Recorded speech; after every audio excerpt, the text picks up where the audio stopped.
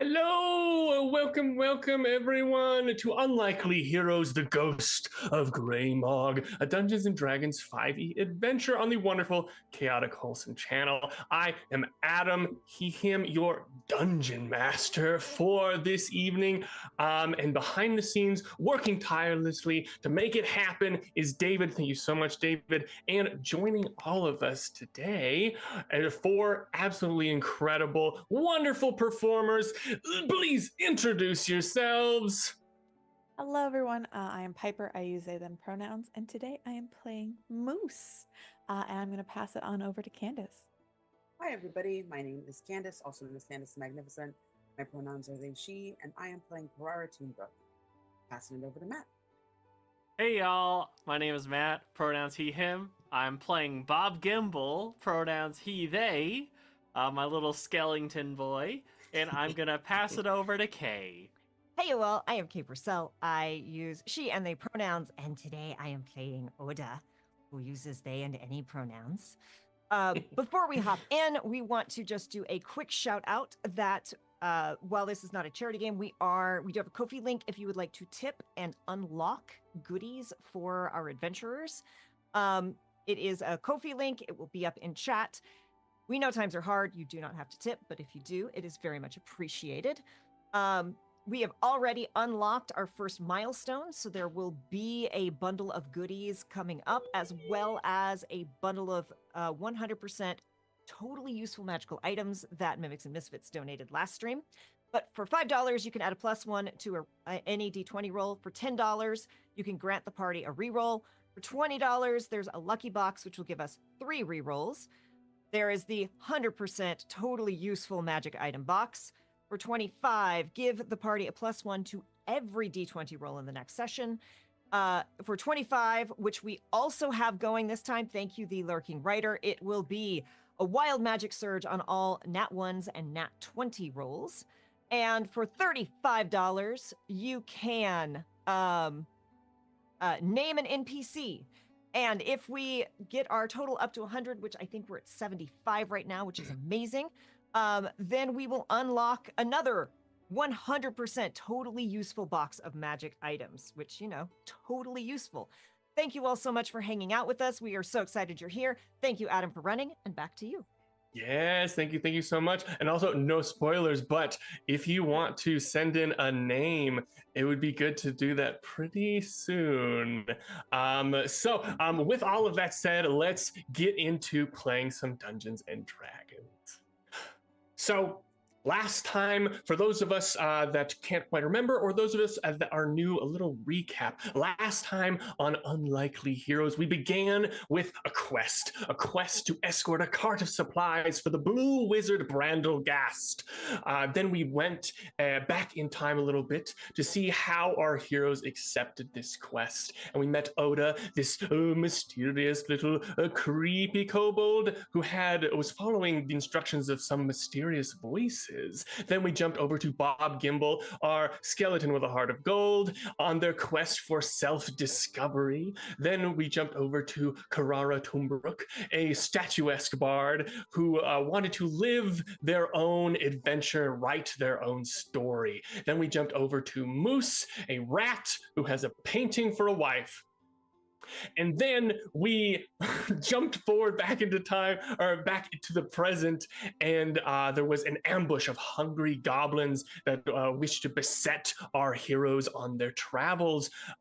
In the middle of this battle, a strange goblin wizard appeared to seemingly be collecting ingredients for a ritual, quote unquote.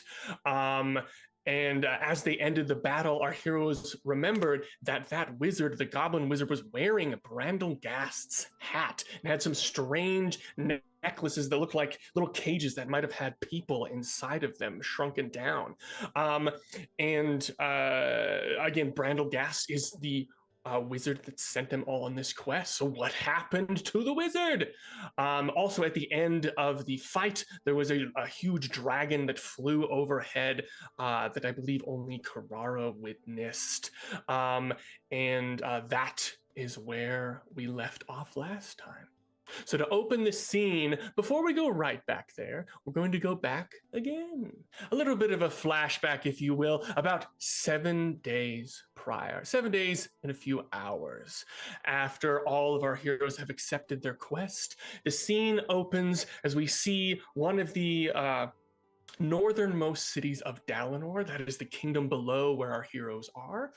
And we see this sprawling medieval city, and just on the edge of it, as the camera is slowly backing away from the busyness of the city, just on the outskirts, you see the farms and the little sties for the animals. We see a simple little inn called the Last Stop Inn and Tavern.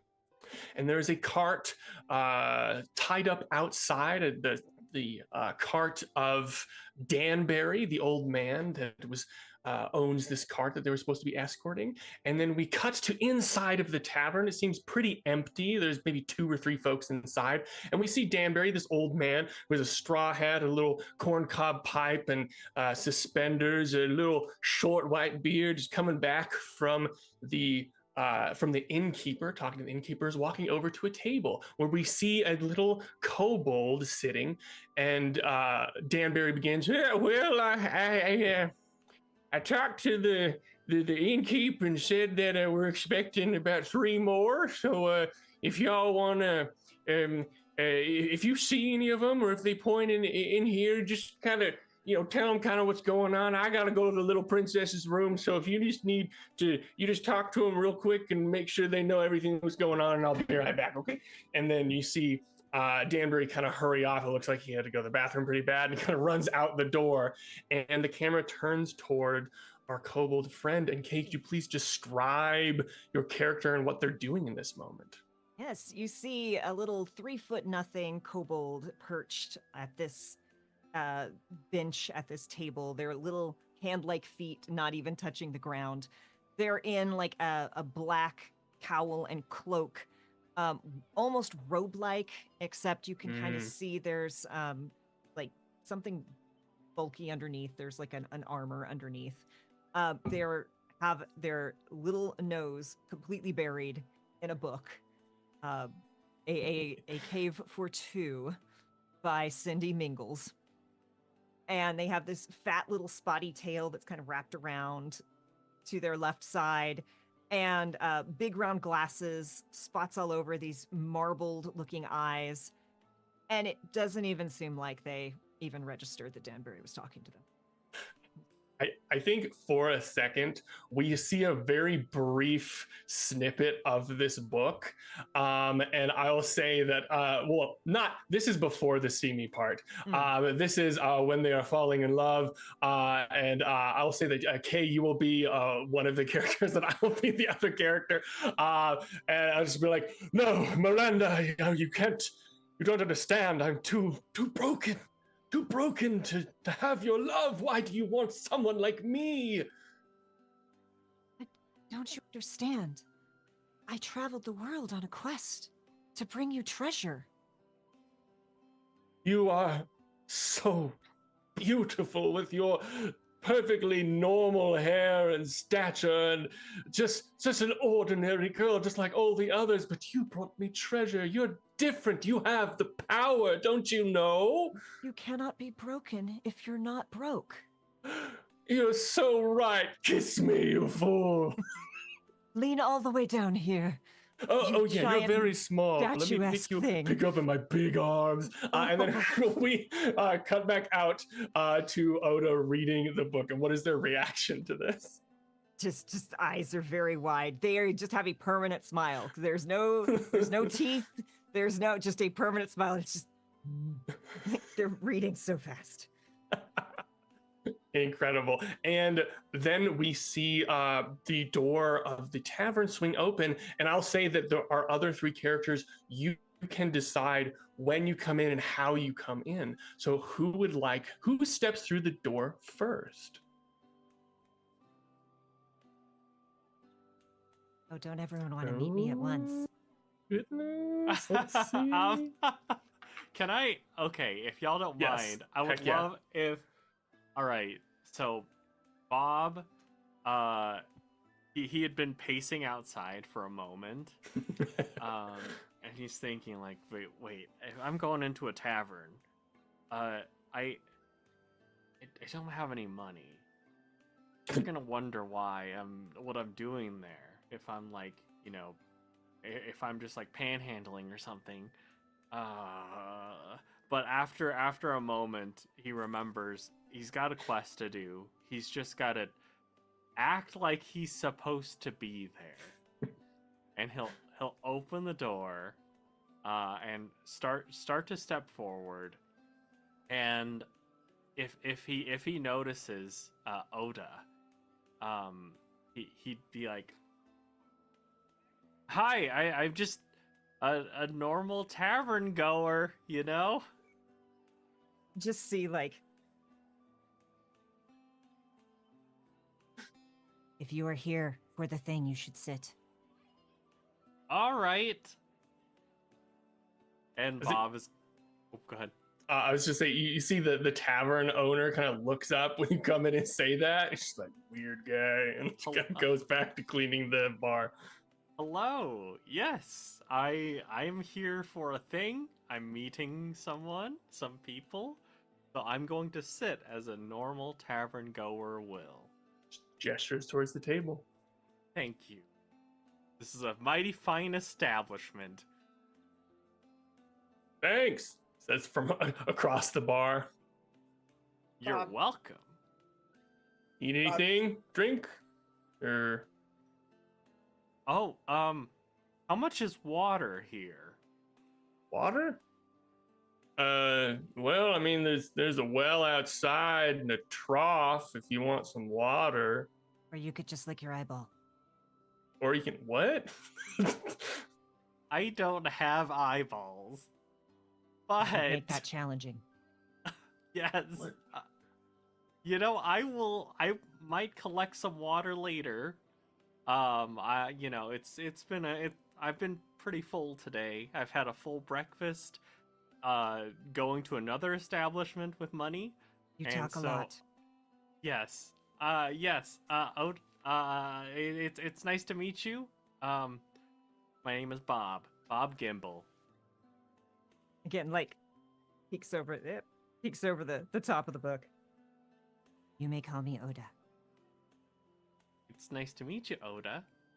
And Bob is gonna have a hand outstretched. You would see it's gloved, but very, very clearly ill-fitting. Oda carefully shifts the book to one hand and puts out this little tiny, and the hand is so small and just the tiniest little softest claws. Like there are little Aw. claws, but like they couldn't hurt you if they tried. They're just for gripping. Wonderful. Yeah, you Oda, give me an investigation check real quick. It'd be Ooh. pretty easy. 10 or above. Let's see. What is my investigation? Not as good as it should be. Oh yeah, that's a 16. Yeah, as you shake Bob's hand, you realize there ain't either this person is the skinniest person you've ever met, the most malnourished person in the world, or something's up. You just feel bones. Those kind of marbled eyes just narrow a little bit, and the hand kind of goes against their chest. I wait to see if anything. Yeah, nothing. Shrugs, goes back to the book. Well, I'm glad to have made your acquaintance and perhaps friendship, Oda. Are you going to enjoy some water? I have my book. Would you like some water? I'm gonna go out to the trough as I was invited by the kind establishment owner. Perhaps you should sit. All right, I'll sit. And I would say another one of our characters walks in. Who is it? I want to know if Bob said that part about panhandling out loud, or if that was an inside thought. Oh, I'd say yeah. It's just all outward. When he's nervous, he just starts mumbling it out. Talking out loud. Yes, exactly. So he would have said that. I think when you get there, you walk past a really big marble, like gray marble with white kind of veining statue that you do not realize is a person. And Carrara's just outside kind of trying to decide like how they're going to make their entrance. So like going through all their poems and their stories in their mind and trying to like think up something really good to like make a good entrance. Because they're like, I can kill two birds with one stone here. I can perform and make some money and maybe get some free drinks, and I can meet this person I'm supposed to be coming here for. So hearing that you don't want to be seen as a panhandler, I think Carrara arrives second, and like it opens the door with like a flourish and walks inside in like a twirl of like fabrics and like sashes and floofy things. And starts to play like a really nice beat, like a really like kind of jaunty beat on their hand drum. And they do like a little dance, and they tell like a quick story about a far off prince with a devastating smile and a bad attitude who breaks the hearts of all the maidens and gets his just desserts. And then kind of like does like a fancy bow that's like surprisingly deep for a person, but maybe not so deep when you consider that they probably have very hinged joints. And kind of stands up and like looks around, and then kind of takes that little hat that they're wearing, this kind of poofy sort of hat with a big feather. They take it off and kind of put it with the cap side up on the table next to Oda and sit down and look at you, Bob. They take a couple of coins out of the inner purse of their little vest and flick them to you. I am a professional panhandler. I heard you outside. There's nothing wrong with what we do. As long as you're being useful, people will pay you for your time. I'm sorry. I just don't. And then Bob is gonna like reach into his pockets, take out a little piece of paper, and he's gonna write down and then put it into your hat. I owe you 2 silver, tip, see Brandlegast on the back. They like pick it up and read it, and she looks at you like this statue has marble eyes and mouth and lips and face and all of that stuff, right? So the detailing of their emotions isn't super clear, like as it would be on like a face with skin, but the look can only be described as withering. as she says, I understand that you'll want to owe me 2 silver. What I'm trying to say to you is not that you owe me anything. It is that you should recognize that you have panache. You're a skeleton walking around like it's perfectly fine. You should do your own thing. Can you detach one of your hands? Can they walk around like a little spider? You should think up something cool you can do with yourself, and then you'll never be poor. You know what? That's a good idea. I'll try it. And I will try to detach a hand. And I imagine I put it on the table for a moment, and I'm like, all right, go ahead. And then it just kind of sits there for a moment. You know Everyone, what? Give me... Look at this high magic! Removing a hand? Who would have thought? So impressive. You have magicians among you. Bob, give me an Arcana or a Constitution save. I would say Okay. you can choose either or. More like an armcana, am I right? Yeah. Can I Oh, help? that's great. Can I help with my performance? Yeah, 100%. I would say you Oh. give Bob advantage on this. So even if it doesn't do well, people are like, "That's impressive." Great. Okay, with advantage, I have a -1 to my Arcana, so let's see how this goes. Up. Hit 20. Oda's gonna watch and just like it's just barely peering over the top of the book. And if this doesn't go well, they're gonna do a thing. Oh, But I'm snap. gonna let Matt do the thing first. Okay, What was so it would be a 10 total. Okay. I would say you met the minimum requirement. Okay. So Yes. how does the minimum happen? Look, I'll say this, and Candace, if you wouldn't mind jumping in, Bob like does the hand thing, and then he starts to get really nervous, really anxious, and so like Bob's worry is overshadowed by Carrara's sheer showmanship, because Bob is like, oh, it's not doing anything. Oh no, people are watching me. This is a problem. But then Carrara is just so magnificent, so incredible, that it ends up being a good show. It's almost like we're playing back and forth here of anxious and confident. Ferrara got an 18 on her Oh my performance gosh. check. Okay. As it's like kind of at its and then Carrara is really selling this.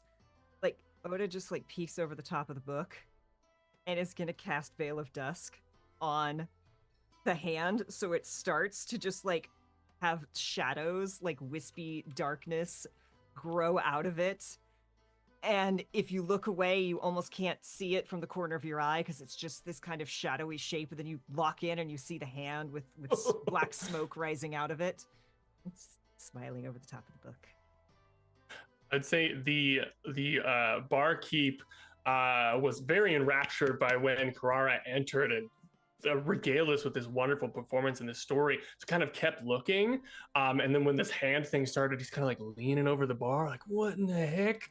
It's kind of like leaning almost a little too far. And then there's this really fat, sleepy cat over in the corner that these are the only other two people that are in here. But as Carrara is regaling it, as the shadows are starting, and as the skeleton hand starts to twitch, the cat sort of opens one of its eyes and starts to turn just enough. And you guys feel like that's a lot for this cat. And it's incredible. And then you hear a boom as the bartender ends up falling over the other side of the bar as they were looking a little bit too far. Like, geez, shit. Whoa, sorry about that. I'll clean it up. Carrara like goes to smack you on the back, but realizes like right before contact that you are a skeleton and they are made of actual stone. And then you feel like the gentlest like rub, like a on your shoulder. You and I are going to work on that. You see, did you see? He almost hurt himself. You almost caused destruction of limb. And look at this cat. This cat doesn't open its eyes for just anyone. Whoa. High praise indeed. Thank you. I appreciate it. Would you like some trough water? Oh no, I'm okay. I am. Actually, and she takes like a little stein off of this little clip at her waist. She has a belt on that has all these clips on it. She takes the stein off. I would enjoy being seen with some. Yes. Yes, absolutely. And Bob Thank you. will grab the stein and head out to the trough. And I say we see our last character enter in. How does Moose enter? We see the door thump a little, just a buff, as At another eyes. Moose on the other side, strapped to. He's got a few things. He's got like packs and like a little backpack. He's got this big buster sword. Also, strapped to his back, facing outwards, so she can see very nice everything behind her, or behind Moose, I should say. Is what would be for like kind of just regular like medium-sized individual. Is like one of those kind of like not a locket per se, but those little pictures that you can sit onto a desk that kind of like have a hinge in the center. You've got two little photos inside, about that size, a very fanciful picture, one half of one of those folding ones, strapped to Moose's back. A very gorgeous bugbear kind of looking over her shoulder with like a little blue earring, little ball earring kind of hanging from the ear. Moose is just trying to kick down the door, but is unable to. It's just rat strength. And then finally, like, pushes, and you can see the door is slightly open. And then finally, Moose comes to the door, panting a little bit, looks around, looks the place, looks at the cat, and is like, starts to like take out the sword. Cat is slowly starting to push itself up, but it's really hard. And I'd say the tavern owner's like, "Oh no, and like picks him up. And, Yeah, that's what I thought. That's what I thought. or takes him into the back. He's like, "It's time for you to walk outside." And the cat's like, as you hear him kind of go into the back. Slides the sword back into place and says, "I was here to defend your honor," and then starts kind of walking in.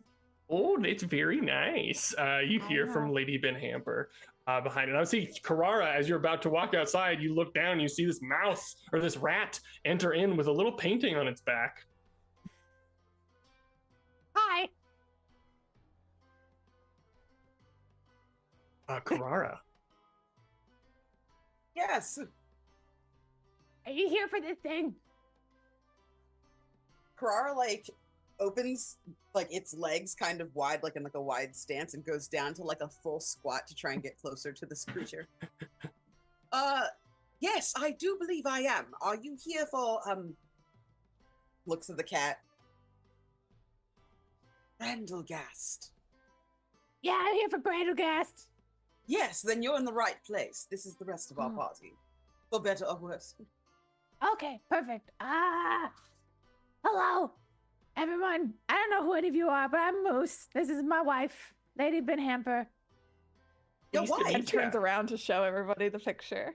Oh, you all, whoa, look a little different than normal folk, eh? Can we Very hear tall. her? Yeah, you can. You, my lady, are quite a vision. Stunning, if you will. I mean, I would Hitting have on my paid wife? several gold for you. Oh, well, thank you. I'm in a good pose, hopefully. Beautiful, So, yes. This is Oda. This is Bob. I'm Carrara. It's nice to meet you. Nice to meet you too. Oda like kind of looks up, like has been listening, but very much looking like they haven't. Looks at Moose, looks at the painting, looks back at Carrara. You are very tall. Yes. Yes, some might say too tall. Do not have that opinion. I wouldn't say that either. I think like you see like this kind of deep gray tone appear under the veining around her cheeks. Like, it's really hard to tell because she's like very gray and dark, but like you can kind of see this like almost like a reflection, like a shimmer kind of go through that area. Thank you. It makes me feel how do they say, normal to have such compliments. Why would you want to be normal? Well, I don't want to be normal. It's just that life seems a little easier if you are. But among friends, I think perhaps that's no longer a challenge.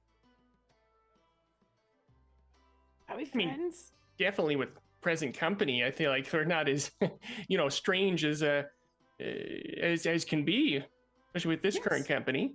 Yes, such comfort. Such comfort. Anyway, what does everyone like to do for fun? She like tries to change the subject, feeling very like in her feelings. Aw.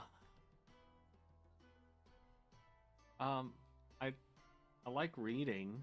I've been trying to see if there's anything I remember. Trying to, find something that really resonates with.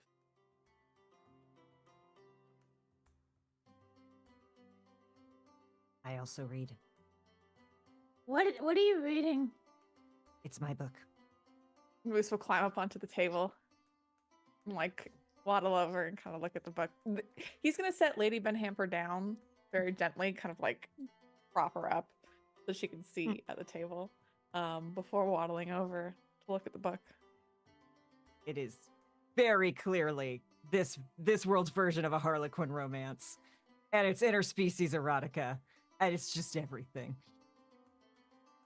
I can't read this. I'm married. And Moose will back up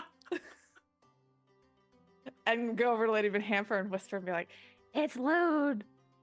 Oh dear. Do you think they have an extra copy? What do you If want me to Moose read leans it to? over, We can they're read it sitting- together. If Moose looks, they're sitting on 4 books to make them a height to reach the tabletop. Can I have a book? Oh, you shouldn't ask that. We just met Why these not? folks. So? We don't want to be rude. It's not rude. Can I have a book? They just pull one from beneath their little tail and hand it over. Just don't even look. You. Is our big book? Oh, okay. Oh, that's very nice of you. Thank you so much, Oda. Still in the book.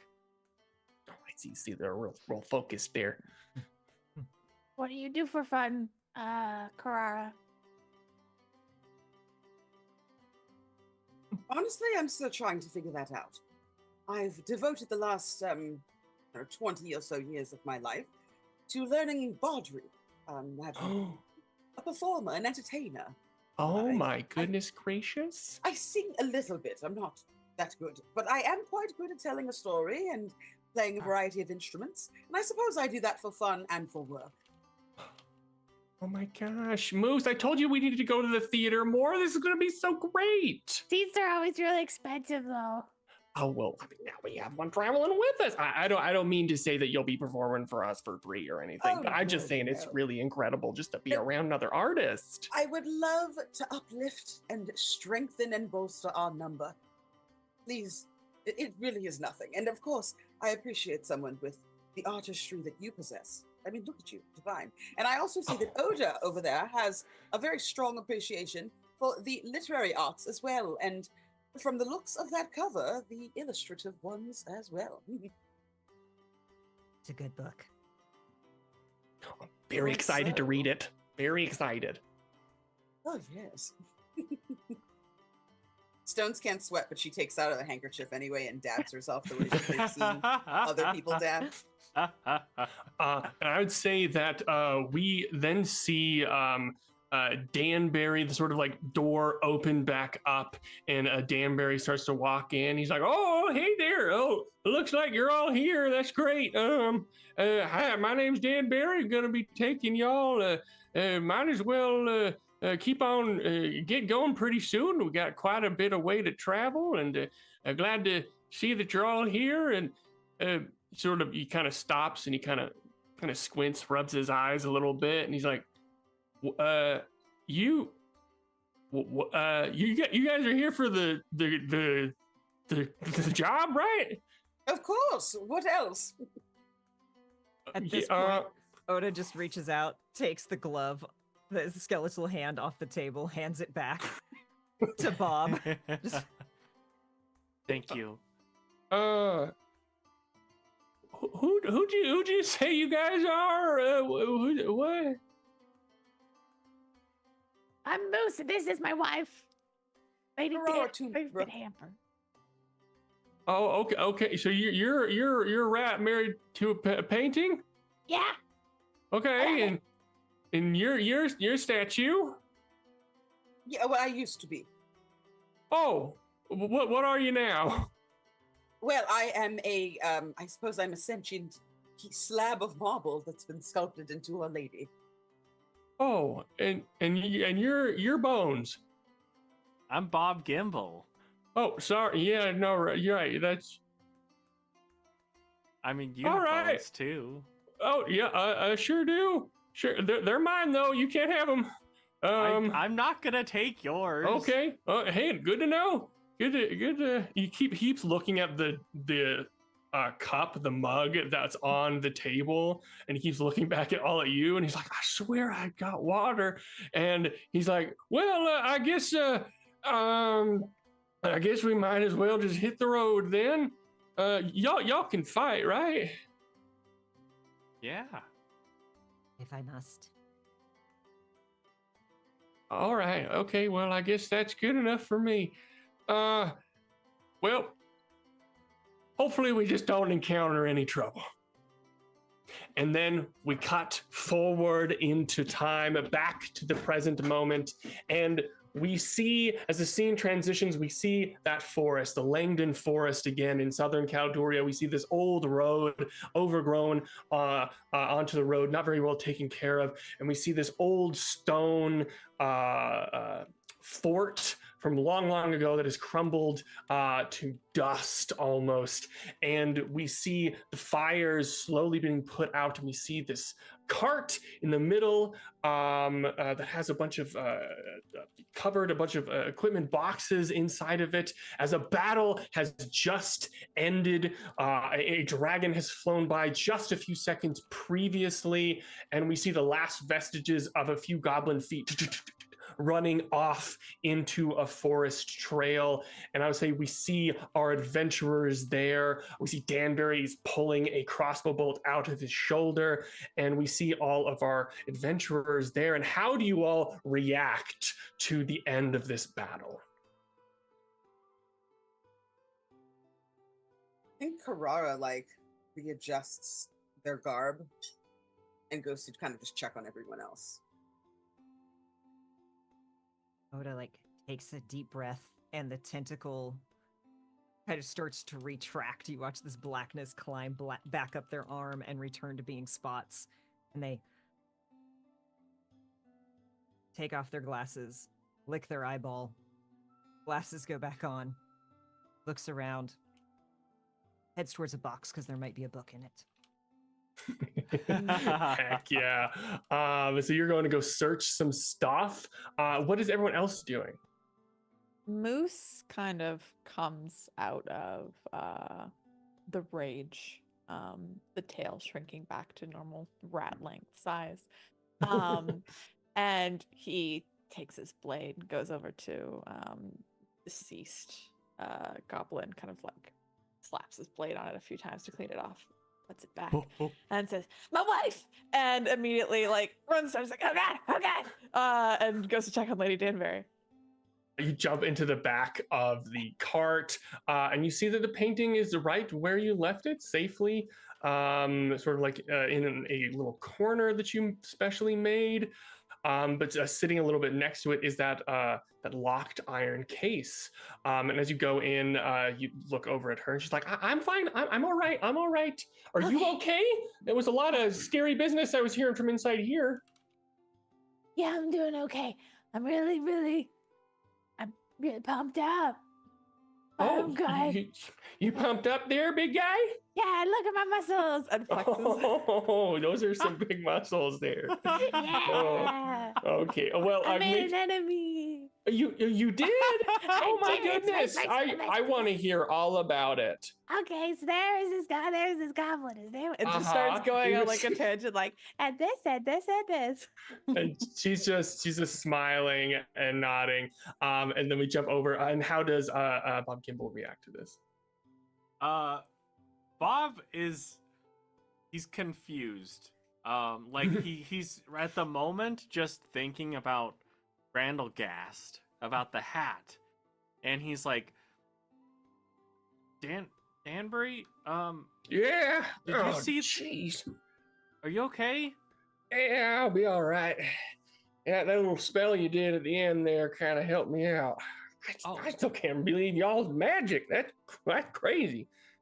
Wow. Yeah, I think you get so lucky. Well, I was wondering. Okay, so the hat that the ghost goblin was wearing. What? That's not. There's a hat? There was a hat. Yeah, that's not like a normal hat. Like it's not like a common hat, is it?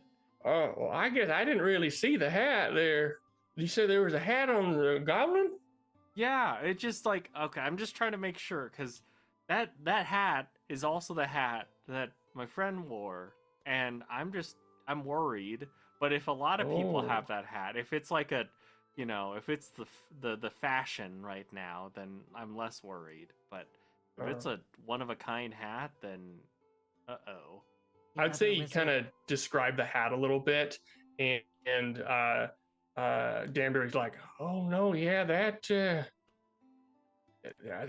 wizard hat, my friend. That's something pretty unique." The unkind wizard wears one, but it is a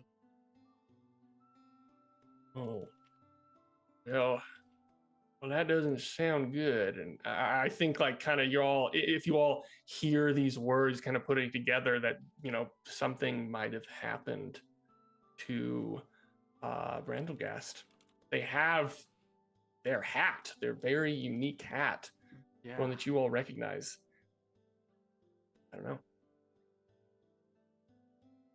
If Brandlegast doesn't have his hat, I mean he's like dead.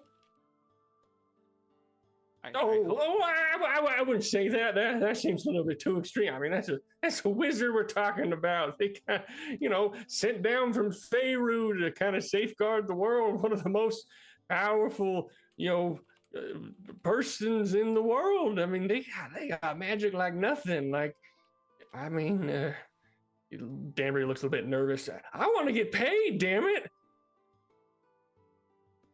Yeah. So do I. They have harmed Bramblegast. I will destroy them. Brandlegast has agreed to assist me in figuring out some personal things, so I would really like to figure out what happened to him as well. Were they looking for like something in the cart? and points to the box. This.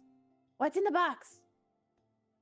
Danbury's like, I don't know, friend. I only picked up what was on the list. So the other folks kind of sent it or whatnot. So I ain't never looked at any of the things.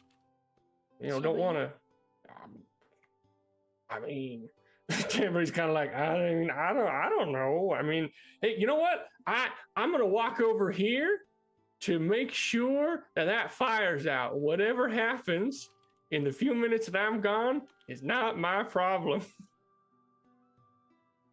And he starts to walk away. And I would say before, I guess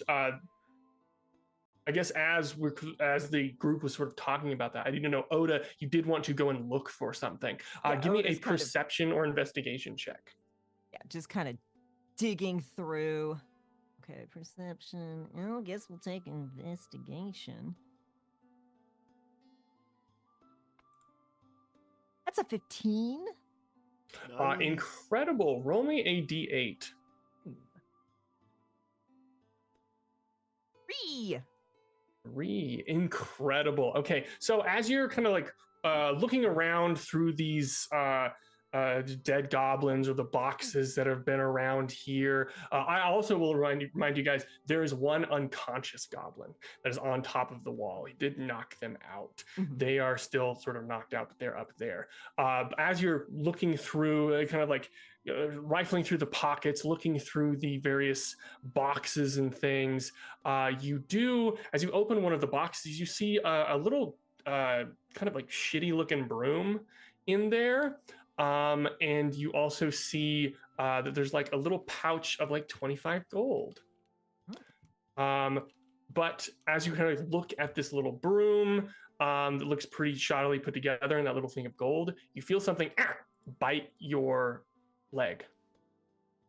You kind of pull away and you see, you hear the sounds of like what looks like moving boxes, and you look behind you and you see this little chest that you see a little purple tongue coming back from inside of the chest.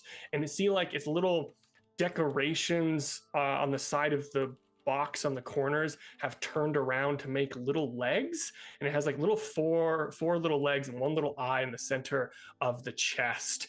And you see this little mimic creature kind of like backing up. It's like, and it suddenly backs away from you, and then it goes, and it like spits out 2 little bags, and they fall to the ground, kind of covered in this little purple saliva. And then they,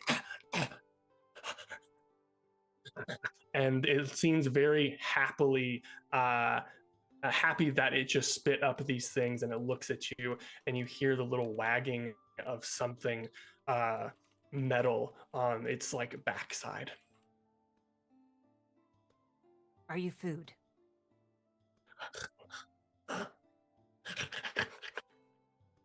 Just keeps shutting and opening its mouth and wagging its tail.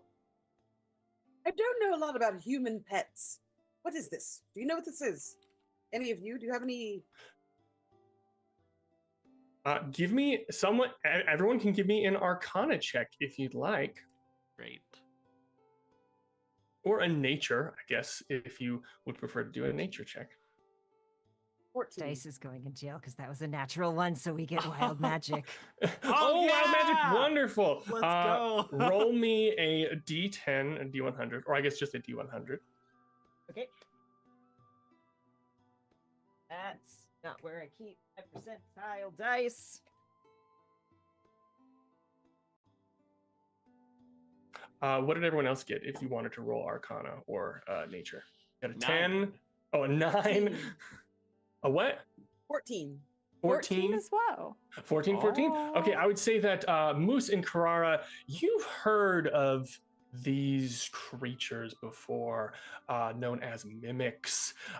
These things usually live in dungeons or old castles, fortresses, things like that, and they pretend they copy inanimate objects in order to sort of like eat people or to get food. They're kind of like a like a chameleon type creature, or like a spider that burrows underneath the ground and makes like a fake little little hatch over it of the dirt. But this is kind of an evolution of that type of a creature, and it pretends to be inanimate objects. But this one just coughed up something and is not eating, which is very strange. This isn't usual from the stories that you've heard from the adventurers. I would say Moose specifically, you probably remember Goose talking about encountering a couple of mimics in his day.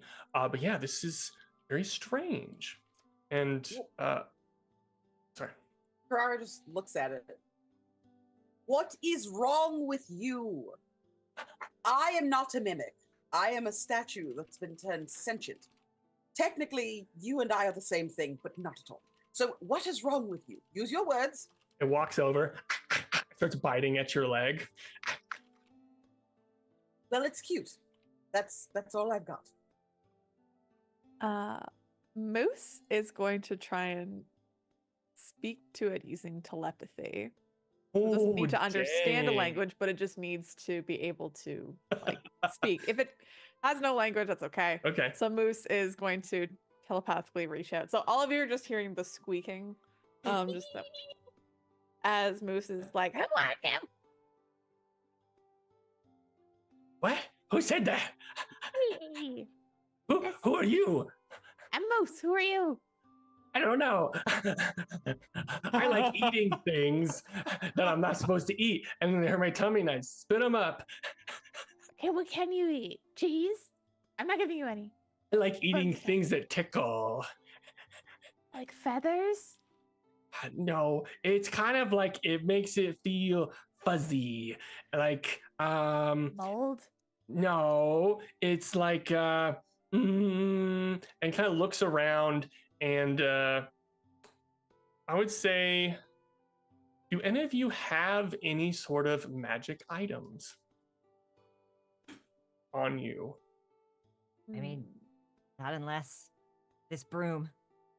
Yeah, I would say it probably runs over towards the broom and he's like, I like eating this, but my tummy doesn't like it. Oh, okay. My tummy doesn't like cheese, so I know exactly what you mean. Oh, okay. So you spit up everything that you eat eventually too. It doesn't come out that way, but yeah. What way does it come out? And you see the chest kind of tilts a little bit, kind of like a dog. I think the camera pulls out, it's just squeak, squeak, squeak, squeak, squeak. Climb, climb, climb, climb, climb, climb, climb. And then we jump over to Oda. And what was the number that you rolled for the wild magic? So I think like Oda looks at this little creature and you see like a dawning coming into their eyes. There's like a moment of like, oh, and then probably don't see it because you're all focused on the mimic. There's a moment of like they kind of flinch and shake their head as it just they can't think about that. And a wild magic surge hits with a 2. 00. Ah, okay, yes. So, I'm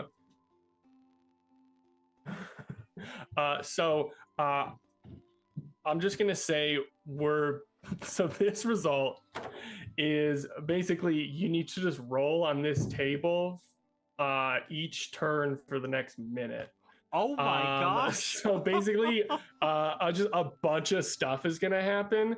So what I want you to do is we're just gonna roll 10 times. I want you to Okay. write down 10 different numbers and then Okay. just send those in the chat, and we'll just see what happens. What am I rolling? D100 again. Oh, another So just get 10 get times. Okay. 10 sort Okay. of numbers. So while you're rolling that, we see, I would say these conversations are happening over in one side of the Mhm. screen, and the other side of the screen, it kind of like slowly moves over, and we see like there's some sort of weird magic, like little lightning kind of like a static charge. I don't know if Oda has hair, but if they did, it's like slowly starting to come on end, and something is about to happen, like an explosion.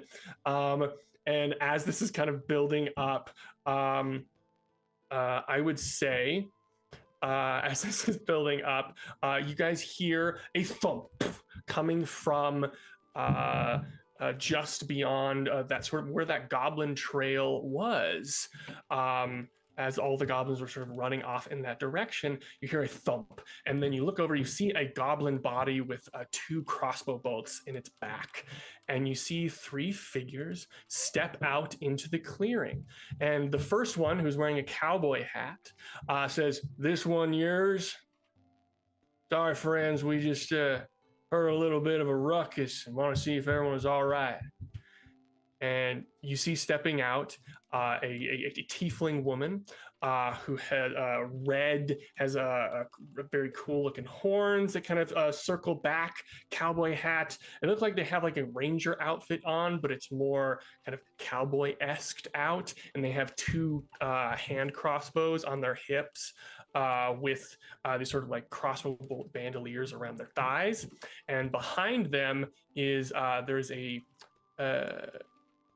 very well-dressed elven woman, and then what seems to be a teenage-looking minotaur, a boy, and looks kind of bashful, and is a very large, sort of looming in the back, but trying to make themselves look small. How big is And- he compared to Carrara? Oh, actually, there might be similar. How tall is Krara? I feel like I said Carrara is like 6'3". Okay, I would say they're like 6'5", so like very, very close. And yeah, they sort of step out, and you see this woman in the front said all of that. Said all of that. How do you all respond?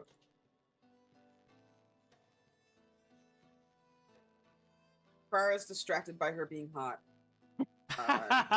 And just sort of like stands there, like goes into statue mode for a second. Oda You has- all right there? Who are you? Oh, hey. Well, hey there, friend. Sort of like not leans friends. over. Oh, well, sorry. A little Spitfire, huh? Well, just, you folks all right? It seems like there might have been a little tussle here with some goblins. We Seems handled like it. y'all handled yourself pretty well. Oda's like got the broom and is like using their tail to scoop the 2 bags that the mimic coughed up behind them. Like, mine, ours, you don't get. Incredible. Bob is gonna he's gonna walk forward and say, "Hi, I'm Bob," and then he's gonna look over to Carrara and do like a little nod, as like Bob has kind of taken this as to be his act now, and he's gonna take his hand off and put it on the ground. Incredible. I'd say, yeah, you see this woman sort of sticks her hands out, shakes hands, like, well, nice to meet you, Bob. Name's Keen. And this here, and sort of hooks a thumb. Did we, out of character, have we gotten any names submitted? No NPC No, we did not. names yet. That's totally no. fine. So I would love to get names for both of these NPCs from our players. I would love to get a name for the fancy elven woman and a name for the teen minotaur. Anyone can shout them out. I mean, I could inflict psychic damage on this group by saying the elven woman should be Drixalia. Oh no. That doesn't That's fine, connect to but, me, but that's fine. Oh. What is that? Turksalia? How do you spell that? We do not have to do it. That was Okay, a joke. all I'm right. not going to make you go through that. It's a Okay. Godplane joke, and it's Yes. terrible. Okay. Deep psychic damage. They do not want help from this person. No. Okay, so fancy elven woman and teen minotaur. Let's get some names. Fancy elven woman can be Evangeline Greenhorn. Evangeline Greenhorn. I love it. I think maybe the Minotaur can be named B. B. Okay. Heck B. yeah. Love it. A moose, a goose, and a bee. Moose and Bee. Heck yeah. The Adventures of Moose and Bee. And so we see sort of Keen, this tiefling woman sort of hooks a thumb. She's like, that there fancy one is Evangeline Greenhorn, and that there's B. You all are? Aurora Toonbrook. It's lovely to meet you. You came to check on our party? Well, I mean, not particularly. We were out hunting. Got a festival to kind of stock up for, but heard some stuff and decided to head this way, and that's when I ran into, well, your friend here. Kind of looks down at the goblin on the ground. I see. A festival, you say? Oh, yeah, Dawn Festival. And I would say you've heard of the Dawn Festival before. It's kind of like a harvest festival everywhere else, but it's very short. Kind of like a one-day type thing. Not all that special. Like, oh, they might have like a dance party or something like that night. But yeah. And They're have like, you seen Brandlegast the Wizard recently? I know he roams around these parts, goes from city to city. Ranelgas. Sort of crosses arms. Wizard? The blue wizard Ranelgas? Yes, the same. Yeah. Oh yeah, I love Ranelgas. Yeah, he always brings fireworks that the kids really like, and yeah, folks really like him around here. Haven't seen him about like 5 years though. Why? These goblins had an article of clothing of Brandlegast, and we're afraid that he's been taken off by one of them. Oh, what? Oh, damn! What? Is there a dragon You that think lives he- in this area? Whoa, what? What? Dragon? What? You been smoking something, friend? There ain't no dragons around here. We saw a shadow of a dragon. Is the problem? What? You know what? You have an event to plan for. What? We will be on our merry way. Hold on a second. Wait, hold on. So you're saying that one of the 7 wizards might have been captured by these dang Cragmaw goblins? It seems like that, yes. What the? Well, that's weird. The Cragmaw goblins usually keep themselves. I don't know why they'd be. What, One of wizard, them's right? also a wizard. What? One of them's also a wizard. Oh, the goblins? Yeah. Okay. Do Oh. you know where their base is? Well, no, they usually kind of keep to themselves. Like I said, they kind of traded once or twice. They've been here kind of like a decade, but they kind of kept to themselves. If they were on the roads, robbing folks or something like that, we'd know about it. But I mean, hey, This was an ambush. Caldurian roads aren't that, safe anyways. But wizard rat. Hey, you folks, are you going to try to help this wizard or something? They We'd have hard like to. Brandlegast. I will destroy them. Okay, well, hey, sort of looks at her friends. If you need some help or something, I know the area a little bit, well, better than you do, unless you folks from around here. I can help you out. Maybe try to track down this goblin wizard ears or something. I can help out, but is yeah, yeah. If you're looking for help, I'd be happy to oblige. That'd be Carl? great. Like, looks at Moose before looking at Bob to see what Moose's face is like, and then looks at Oda's face. Bob, could we would you give us one moment, please? Yeah. We would like to step away for one moment and speak with our comrades. Yeah, sure thing. And you see, like, King kind of nods, and then she kind of looks over, and she's like, "Danbury, is that you?" And then Danbury's like, "Oh, hey, is that you? Oh, there's King. It's been quite some time." She's like, "How you doing, you old fart?" And then he kind of goes over, and they kind of talking. They're talking a little bit as you guys kind of move over. Dare I So- ask what all is going on with me? Did you send me the numbers? I put them in chat. Yeah. We will. Please discuss. I'm terrified of how bad this is going to go. I wonder if these folks are safe to travel with. I know that there is a lack of caution usually from Bob because he is quite a lovely and charming person and wants to trust me. But also, I do also trust Oda and Moose, your brand of nihilism and caution. So, if perhaps you could let us know, what do you think of the situation?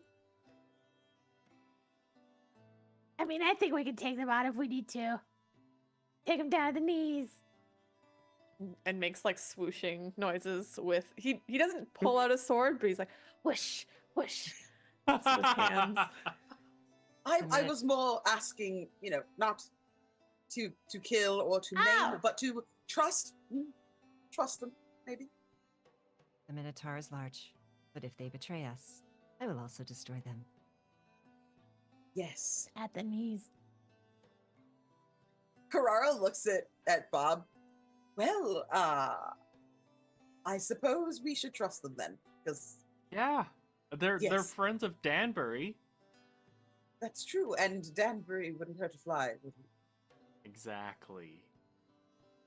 The look on Carrara's face is that of like a stone blank expression, but inside it's going, okay, so if we get destroyed on this trip, Who's gonna come after us to tell the tale? You gotta stay alive, girl. You gotta stay alive. Oda's little head cocks to one side, looks at Danbury, looks at the tiefling. It is a good thing she is fire resistant. And I would say that is unfortunately the last thing that we hear from Oda for a few minutes. As no. as this conversation is happening, several things. You see a little static electricity. First thing, a little spectral shield starts to float around your head, coming from the ether. This is all happening as the conversation is ending. You then see they start to, Oda, you start to levitate a little bit. Then an eye, a third eye appears on your forehead. It starts to look around. There, you turn a brilliant shade of blue. There is there are now 3 copies of you around that also have this third eye in the shade of blue. Then you turn into a sheep. And then you start to levitate even higher as that sheep, and these are just going. you feel the potential to do a lot of damage very soon, and then you can also feel the potential to take an extra action as well, and then you then everyone around you becomes more durable. Like if there was piercing damage to come at you, you would all be resistant to that. So all of that third eye shields, multiple copies, sheep. So there's an electric blue sheep with Yes. 3 electric Three blue electric blue sheep sheeps with floating 3 with third eyes eyes. floating A with team of shields electric surrounding blue them. sheep. Yeah. And I would say for just like 30 seconds as everyone kind of turns, and then you're back to normal, but you are still a shade of blue, and that is permanent. What just happened? What was that? What was what? What did it happen? Oh, that just happened. It's just sheep. 3. You're blue. You're very blue. This is strange. What the squeak was that? I'd say then Danbury kind of walks over and he's like, oh yeah, hey guys, so yeah, that there's Keen, chatted with her a couple times when I was back here when I used to travel over here about 5 or so years ago when I was working for Goose and Gander Couriers, and pretty good.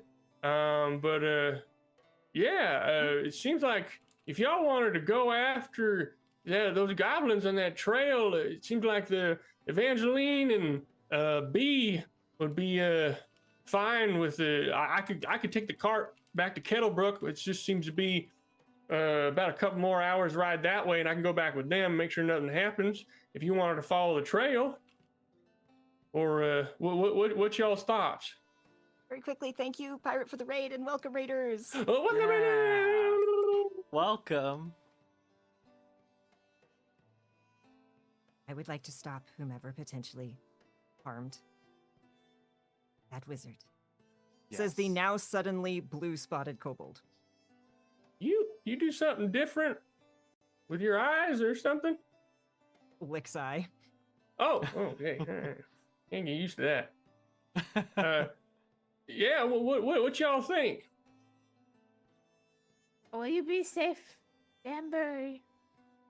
I'll be fine. Me and Betsy will deal with any sort of problem. You see him hook a thumb at his crossbow, sitting on the cart. Are we taking this with us? Points to the mimic.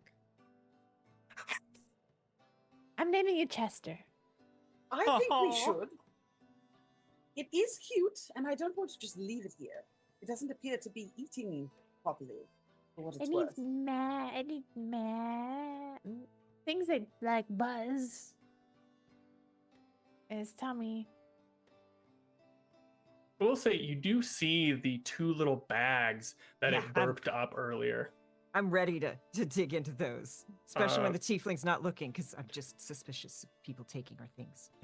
I would say you open up these two bags. Mhm. One of them, you hear a lot of clinking little glass.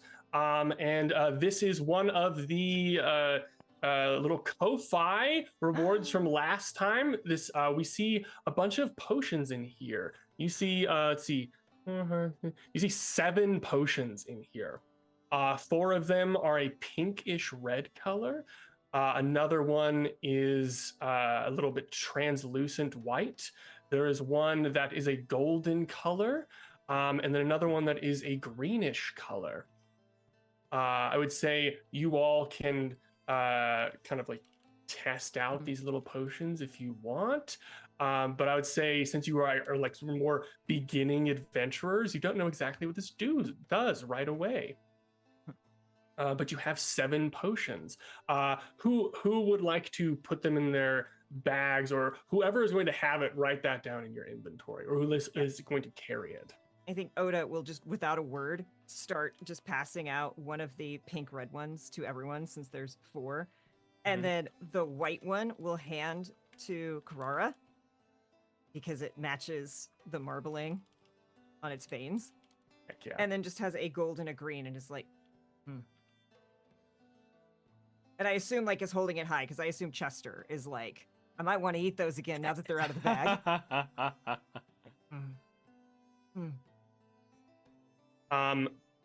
And then in the other bag, you see that there is a wand, a little pouch, a ring, and a hat that has a bunch of feathers on it. Oh, that's a nice hat. He'll just hand it over. You put it on? Okay, Puts on the hat. immediately, Down. Moose, I need you to roll me a 2d10s and tell me Oh, the results no. separately. Oh no, I've made a Rude. mistake, haven't I? Can First I D10. Can I examine that ring? Yes, Something I could 100%. do. Yeah, I would say you can take, so at least in D&D, for anyone else who doesn't know in the audience, when you find items that you think are magical, I would say potions you can kind of like take off the stopper, sniff it, or sip it, and you can understand what it does. But magical items, you can spend a short rest examining it, and then you learn how it is, or if you have the identify spell. So Oda, you can begin to start looking at that ring, he said? Yes, that's Heck the ring. yeah. Yes, you start examining that. And Moose, what was the D10s that you rolled? So I got an 8 and a 1. Incredible. Roll me a D4 now. Oh, I would love to. Does anyone That's- want the green or the gold potion? Those are 4. Incredible. So as soon as you put on the hat, you hear, and 4 seagulls fly at you and start attacking you. I need you to, I'm going to roll attacks for all of these seagulls on you. Why is this the most accurate thing that could happen to Moose? Let's see. What is your AC, Moose? My AC is like not great. It's 13. Okay, so you get hit twice. So you just get 2 damage from these seagulls, and they just no. keep attacking you. What would you like to do? I think Moose is gonna take out his sword and like with the flat end just start like waving it around trying to slap these birds away. Get this my hat. My hat. Give me like an attack or an intimidation. Give me an intimidation I on these would. seagulls. Love to intimidate the seagulls. That is a 13. 13. I would say you kind of like bat one of them away, and it kind of like flies back. It looks like it's a little bit hurt, but for some sort of like red glint in its eyes, shing, like shines, and it goes right back to attacking you. And I would say this kind of goes on for like a minute, and then eventually the seagulls, the sort of red glint in their eye goes away, and then they start to it seems like they kind of wake up, and then they just fly away. Yes, where's my hat? Get away from my hat.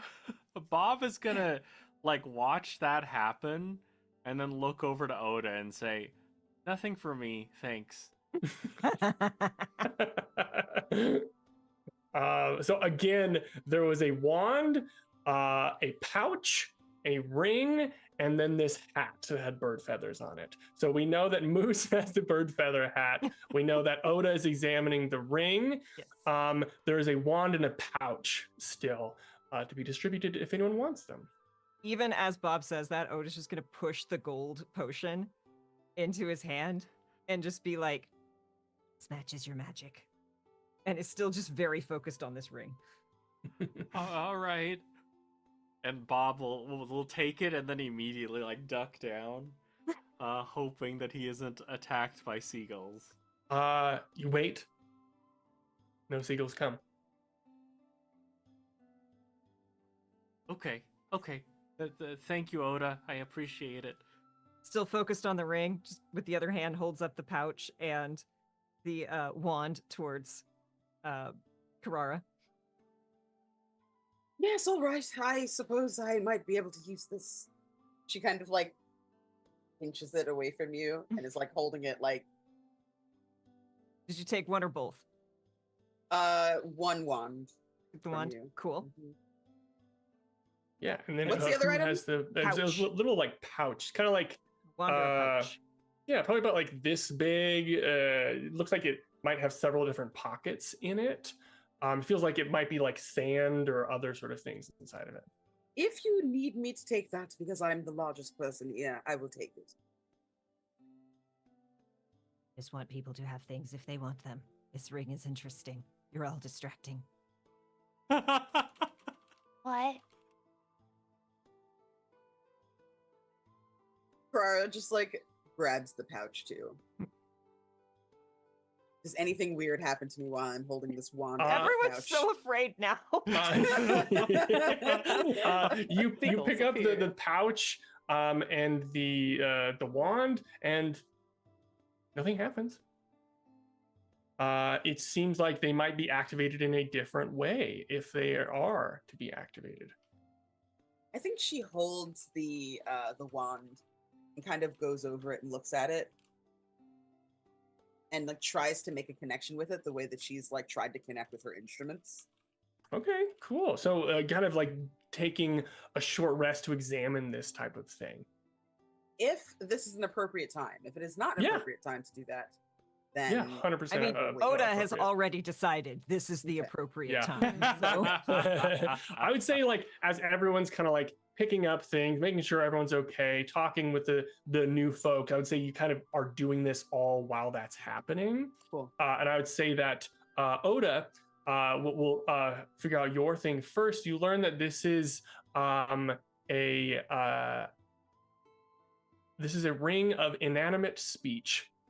So what this does is you can talk to inanimate things. You have not, there seems to be a little bit more to that, but you'll have to try it out to see what happens. But that is what you learn. You know how to activate it. There doesn't seem to be any like any sort of dangerous effects immediately noticeable. It doesn't feel super powerful, so it doesn't seem like this is going to be cursed or anything like is going to come back at you. they will nod and take it, and they kind of stand and balance on one foot with they've got that fat little leopard gecko tail kind of moving to balance. They're going to like put it on a toe, so it's a toe ring. And it just shrinks down to their little tiny hand-like foot. Mhm. That was good. Incredible. Now you have that inanimate speech ring. I would say, Moose, you learn that hat is the hat of bird ire. And it seems like it is only one use per day, sort of thing. And I would say, since you have experienced it, you know that it summons a random type of bird, a random number of birds, and it will attack the wearer until it takes it off or until 2 rounds have passed. I think realizing this, it's like, Oh yeah, I'm gonna be I'm gonna beef with some birds every day. All right, let's go. That's my new favorite thing. Heck yeah. And I'd say, Carrara, you know that the little pouch that you have. Oh wait, no, did you want the wand? You were examining the wand. I'm examining the wand, but I have both the wand and the pouch, so I Okay. will be examining the pouch next. Yeah, I'll say since these are part of the totally useful items, Ko-Fi, that we just kind of learn what they do. So first, you know that the wand is a wand of scowls and smiles. If you all know that item, basically, I think we will look it up online, but basically you point at someone and they smile, or you point at someone and they now scowl. So it has both of those options there. If we just look up the wand of scowls, it's the same thing. And Powerful. the other one is Heward's handy spice pouch. Nothing weird about it. It's just a bunch of spices. You just have a bunch of spices that you can bring out from there. I think with that, she kind of like looks over at the others. We would, I think, like your assistance if you'd like to come and maybe take a seat. If you have any rations you'd like to eat while we are just here enjoying ourselves, getting to know one another before we alight back on our journey. Oh yeah, sure thing. Keen kind of walks over. You see the other folks walking over, and I guess Danbury kind of like readying the cart and everything like that. As you are all just examining all of these things, and what do you all do? If Keen has a sandwich or a snack that she's eating, Mhm. Carrara like thinks back to being on the road with her caravan, and it thinks about like the things that it's seen and taken in of people cooking, like around their campfires, and picks whichever spice calls to them the most, and goes, "May I?" Give me just a luck check, Carrara. I'm just looking for a 10 or above.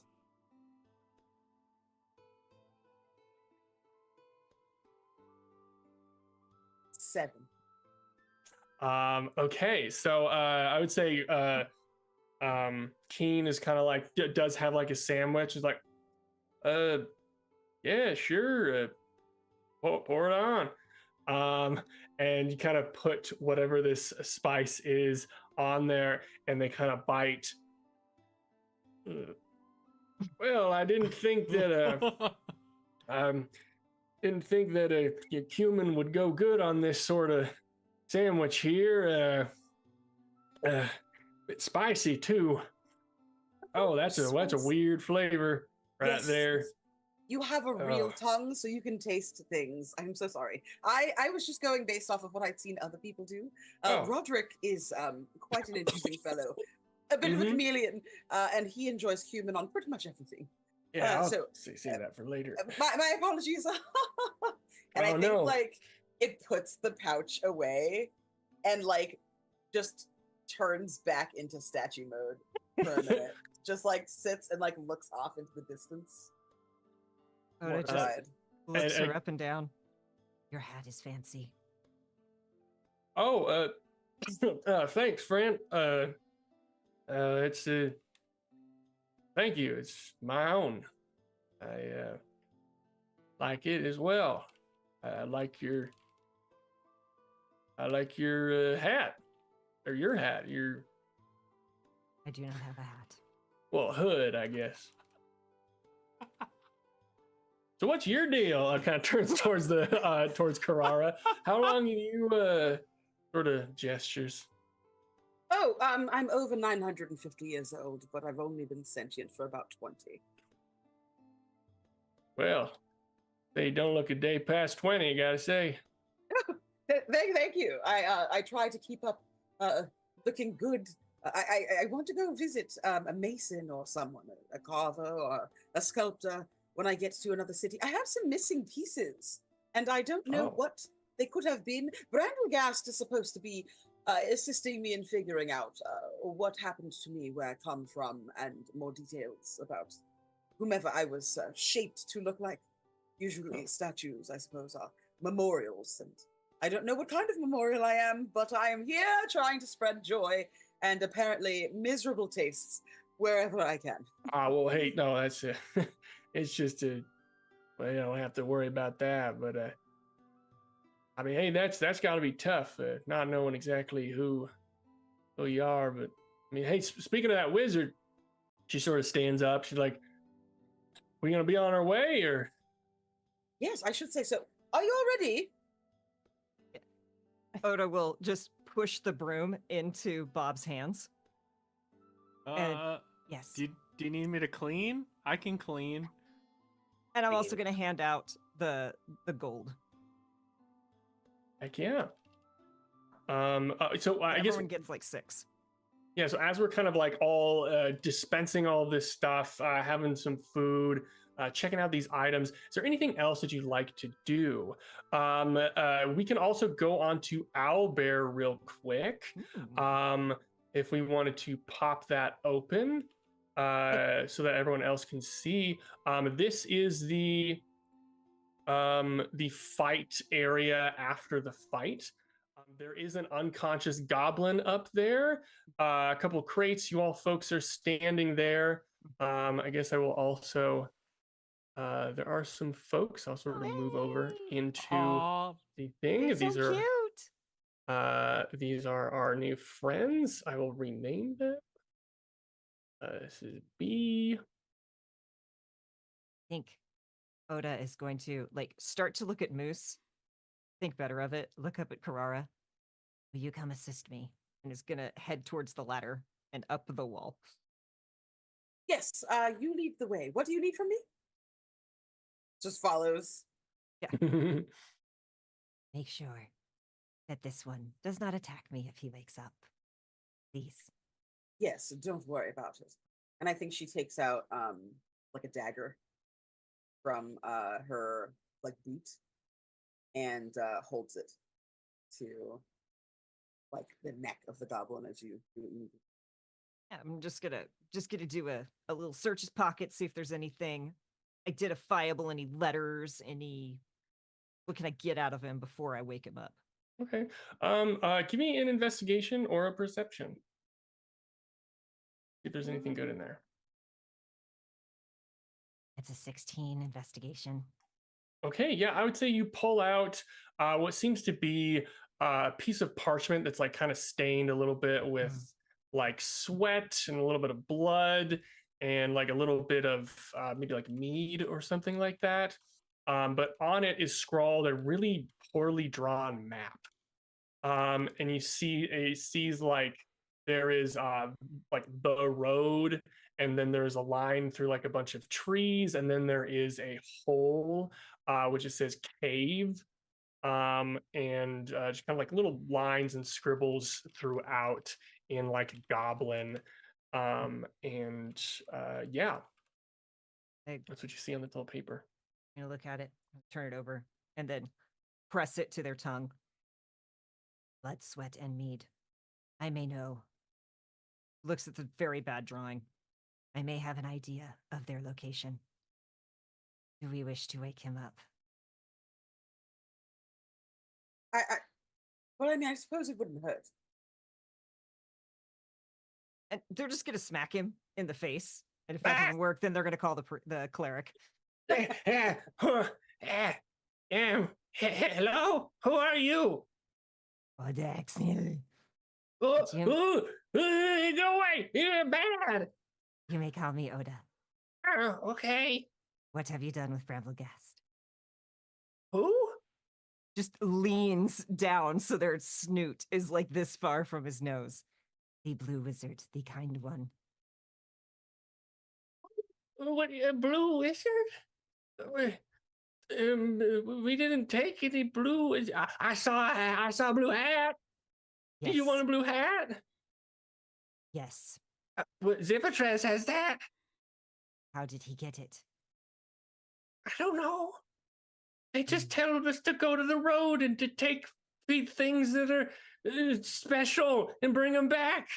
Because if we don't bring them back, then it'll feed us to the beast, and we don't want that. What beast and what components and what spell? I don't know. Hey, look, guy, I'm a goblin. I don't freaking know. The very tip of the little tail is twitching as they look up at Carrara, just like very not happy with no answers. Look. Okay, look. I don't like Ziffatrash. I don't like Ziff. He's a jerk. He turns people into bones, and I don't like that. So I don't have really any loyalties to this guy. He's a jerk. All right. So if you want to, I don't know. Say that I again. don't know anything about a wizard, but he fancies himself a wizard. So maybe he's a wizard. I don't know. Where can we find him? Can I get up? It depends on whether or not you tell us where we can find him. He just points. Holds a finger up. Bob, Yeah? come here. All right. Bob's gonna climb the ladder up. And we'll point at the gobbo and then point at Bob. Tell him what you said. Don't kill me. About why do you not like the one who stole the blue Oh, hat? yeah. Well, Ziff is kind of a jerk, and if you don't do what he says, he either feeds you the beast or he turns you into bones. What? He feeds you the beast or turns you into bones. So maybe, wait, maybe this Ziff guy turned me. Okay, so can he do it? Can he reverse it? I've never seen him do something like that, but I mean, I guess you could ask him. Yeah, I would like to. Okay, he's not very nice, so I don't think he'd do it. But You I can guess make you could him. always ask. He should really want to work with us. I mean, we might not look effective, but we are nothing if not bloodthirsty. So Okay, he worked for Kragma a while ago, but then he started kind of getting his own ideas, and so I don't really know who he works for now. So maybe he could work for you. I What's don't a know. Kragma? Kragma's the leader. He's the big goblin. He has a different house.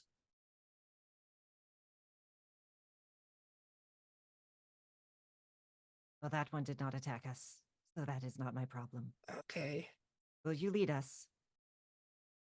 You want me to be your leader? No, I'll do it. I want you to My lead us to name the cave. is Sausage, and I'm gonna be your new leader. Just start summoning shadows. Wow. Okay. All right. Okay. I can be co-leader. It's fine. Co-leader? Sticks out his hand.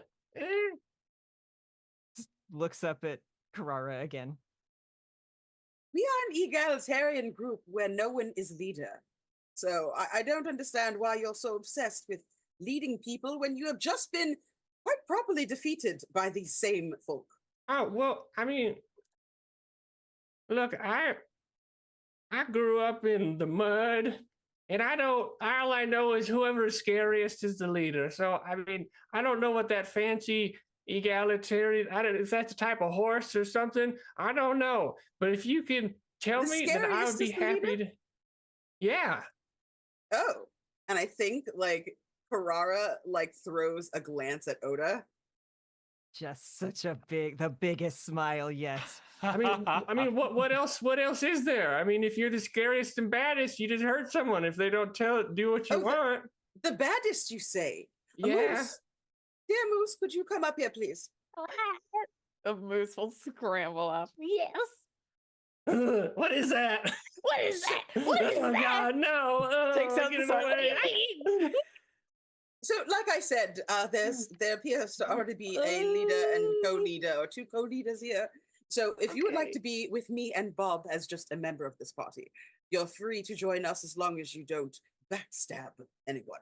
However, as far as being the baddest or the scariest, I think those positions are filled. Okay, so wait, so you're saying you're not gonna kill me or hurt me, and you'll let me be part of your group? If you behave yourself, yes. Oh, okay, so threat of violence in case. Okay, all right, I can understand this. I can understand this. It's not so much a threat of violence as a threat of leaving you in the forest by yourself. Okay, I have well, not been allowed to eat a rat or a seagull today. You do not look delicious, but you could be. We have Okay. spices. I Like I don't want to said, wear this. Who are clothes. you people? I thought you were farmers, and now you're trying to eat me. What's What? happening? Who are you? I'm sausage. Looks over to Oda. Edible. Sounds What? delicious. Oh, no! That's just a name. That's just a name. Like restaurant or Ripper Those are not names. or Sox Junior. He's dead now. Ah, I wanted Sax Jr. to live. Yeah, I could change my name. I'm not You married be to Sax anything. Senior? I'll be Sox Senior. That's changed officially now. I'm Sox Senior. All I do right, No not more wish to eat sausage. Socks. I'm Sox Senior. well, So- are you coming or not? Do you want? I could come. I could eat. All right. Well, get in the cart. We're leaving soon. Okay. Packing up. All right. Fling woman is friend. You will listen to her as well. Okay. Yeah. Sure. Hey, don't. I'm cool. I'm cool, man. You don't have to do nothing. I'm cool. So tell me your tale, mightiest goblin. I figure you must be the Mighty? mightiest, as you're still the only Oh. one here that is alive. So you must be a mighty goblin. I am a storyteller of mighty people. Tell me of your life, goblin. You want to hear about my life? Yes. But only while we are walking. Kara, give me a persuasion with advantage. Oh no, making a bard do persuasion. How cruel. How dare you? All right. The first one is a 13. Second one's a 10. Okay. Well, even with the 13, I would say you, as you're sort of talking with this goblin, you realize that it seems with what they're saying, they don't seem to be very aware of kindness. It doesn't seem like they might have experienced very much of that. And just this little bit that you kind of said, like, hey, tell me, Stormy, you must be really great. You see them kind of like they look a little confused. And you see a little sort of wet in their eyes, and they're like, what's happening? What's wrong? You want to hear about me? Sock Senior? Yes. Okay. Yeah, I was born in the mud, and then I joined the Cragmaw Goblins because they were the only ones around, and then we fought other goblins, tried to unite the world, and then we came over here, and then I fought a deer once, and I lost, and then there was a bugbear. He left, and then there was a hobgoblin, and we fought him, and we lost. And then I fought a big pig, and I got that one. And then Zephytraz made it come over here to kind of go on the road. And then we fought a couple farmers on the road and got those pretty good. And then I'm here. I die for you. That's very exciting. A big pig. Let me tell you, so many people are gored every year. I don't have the facts and figures in front of me, but I know it's more than one. More than one person is gored by a large pig per year. And if you are not gored and you have lived to tell the tale, that's quite impressive in my book. Oh, thank you. Yeah, I'm pretty grateful. It's very cool. I learned from seeing the other goblins get gored, so I was like, I'm not gonna do that. So I jumped. When they came, I jumped. When it was coming, I jumped, and I got out of the way. So I didn't do that today, though. I'll learn. I'll learn. Kara looks at the others and kind of nods. See, Sock Senior learns. I think that that's better than zero. No. Yeah. Senior learns. We all learn, he learns, maybe we all learn together on the road. For example, today, Keen learned that she does not like human. Oh, that sounds cool. Oda just hands the map up to Keen. All right. Thanks. I don't know what the hell that was. And steps away. And I would say, as this wonderful conversations are happening, does anyone else want to do? What is the plan here? It seems like this goblin trail through the forest. It's not going to fit the cart because you were going through the forest. Yeah, So well, the question is, do you take it sorry. on, right? Yeah. Do you want Danbury to go with B and Evangeline to Kettlebrook to take the cart? Yeah, I think that's Cool. the best plan. I think Okay. before we approve that, Moose has to go size up B and make sure. I have to make sure that well, I have to confirm what my wife wants to do first. Okay. Okay. Well, what do I want to do? Well, Yeah, do you I want mean, to stick with the card, or do you want to like? I mean, there's like, there might be, I don't know, there's magic and stuff. Very scary, but I just want to make sure you're safe. But what do you want to do? well, oh, okay. I've got an idea. Well, Yeah. what you could do is you could put me in the cart, and I could keep an eye on it, so that when you Oh. come back, if anything suspicious has happened, I can tell you exactly what happened. So if good. you hide me in there somewhere, I can act like a painting because I'm pretty good at that. And then if anyone kind of comes up or takes something, I can see them. Yeah. Okay. Perfect. I'll be the watchful eye in the cart. You're so good. You're so smart. I don't know what I'd do without you. Oh God. gosh! Oh, you're just a flatterer, you. Oh goodness! But you be careful, okay? I will. Don't worry. I've got lots of other taller people who I won't hide behind because I'm a brave man, Okay. but I'll protect them. Okay. All right. I love you. I love you too. Mwah. And gives a Okay. smooch on her cheek. Okay. And you put her in the cart.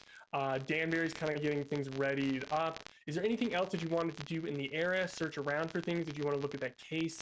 Anything else around here before we go into the forest? So we did have a donation for a very specific Oh, NPC and name if you could fit that in. oh, heck yes. Yeah, I think Oda is Wonderful. definitely checking for any other items, anything we could figure out if anything's here, but is very focused on like, we have to go find Bramblebast. We have to do it. He is in danger. He saved me once. I will save him now.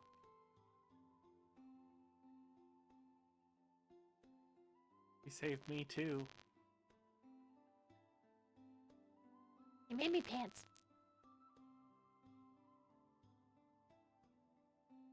See these pants? Made those. I didn't know he could do that. That's incredible. Yeah, that's pretty good, I gotta say. Making pants. I can't make pants. I can't either. I'm not sure if I have made pants. So is there anything else that y'all want to do before we go? I do know that a couple of you might have been interested in that case or anything, or do we want to go? Which case? I'm sorry. The one that the goblins were trying to take inside of the cart. You also don't know, I guess, you also don't know what you are even bringing to the village. You don't have to look in the cart. You could have done it in the past if you want. We can do that retroactively. But you don't necessarily know what you're bringing or what you're escorting. I think we were gonna check the box, but we got distracted by Chester. Yeah. It's totally fine. We can like add it in, like all of that stuff was happening at once, even though we're kind of a little over. Oda does not particularly care about what is in that case. I'm gonna have Lady Benhamper keep an eye on it. Okay. Right, so it seems like everyone's ready to go, Yeah. right? Okay. So I'll say, as you all are parting ways with Bee and Evangeline and Danbury, as the cart is ambling along the road, as they sort of wave goodbye, and you see Lady Benhamper in there keeping a close eye on stuff, you all turn towards the Langdon Forest, the forest that you've all heard has to be haunted, perhaps. And you see this little trail, just big enough for a halfling, big enough for a goblin, and you all start to walk through the forest. As you're going through the forest, after a few minutes, it seems like quite a long trail as you're stepping through here. I would like everyone give me a wisdom saving throw.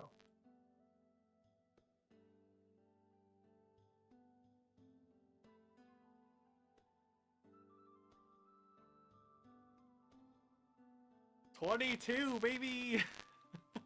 8. 16. 6. Carrara, what did you get? An 8. Okay. So I would say, Bob Gimble, as you're walking through this forest, you, walking forward, everyone's kind of like in front of you, around you, you're walking through, kind of like moving the branches out of the way. Keen is probably near the front, because it looks like she's a ranger. Sort of moving the branches out of the way, stepping over logs, moving underbrush, jumping over a little babbling brook. And when you jump over a babbling brook and you sort of land down, your friends are gone. You only see Keen at the front of the pack. You see that Keen sort of stops, kind of turns around. She's like, hey, where'd they go? I don't know. I didn't hear anything. What the? And so you see this little squirrel kind of amble onto this branch. And he goes, excuse me, would you follow me, please? What the hell? Says Keen. Do you know where our friends are? I believe so. If you follow me, I don't like to be dictating. Let's just go up across one of the branches. Okay. I would suggest you don't get those who are not invited do not do well in the trees, stuff like that. Wait, are you taking us to your leader? I need my friends here. I believe they're already there. They're there? Yes. All right. Okay. The invitation of the witch does not. Wait, no. From what wit? Yes. Please. Okay. Yeah. We'll just be a step behind, and Bob is gonna lean over to Keen and say, "I heard that this witch eats people, so we have to be careful." Yeah. I've lived here for a long time. Always heard stories about the witch, but only visitors sort of run into her. Be careful, mind your manners. Right? All right. And I would say, as we follow Bob and Keen going through this forest, that is where we'll take a little break. You might be back in just a bit. I'm so scared. I'm sure it's fine.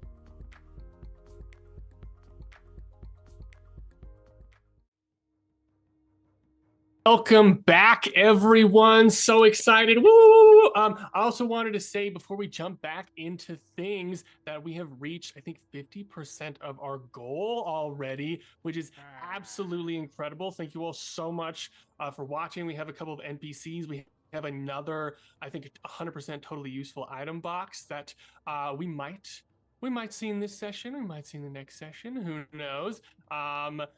Super incredible stuff. Thank you all so much for watching out there and for helping out.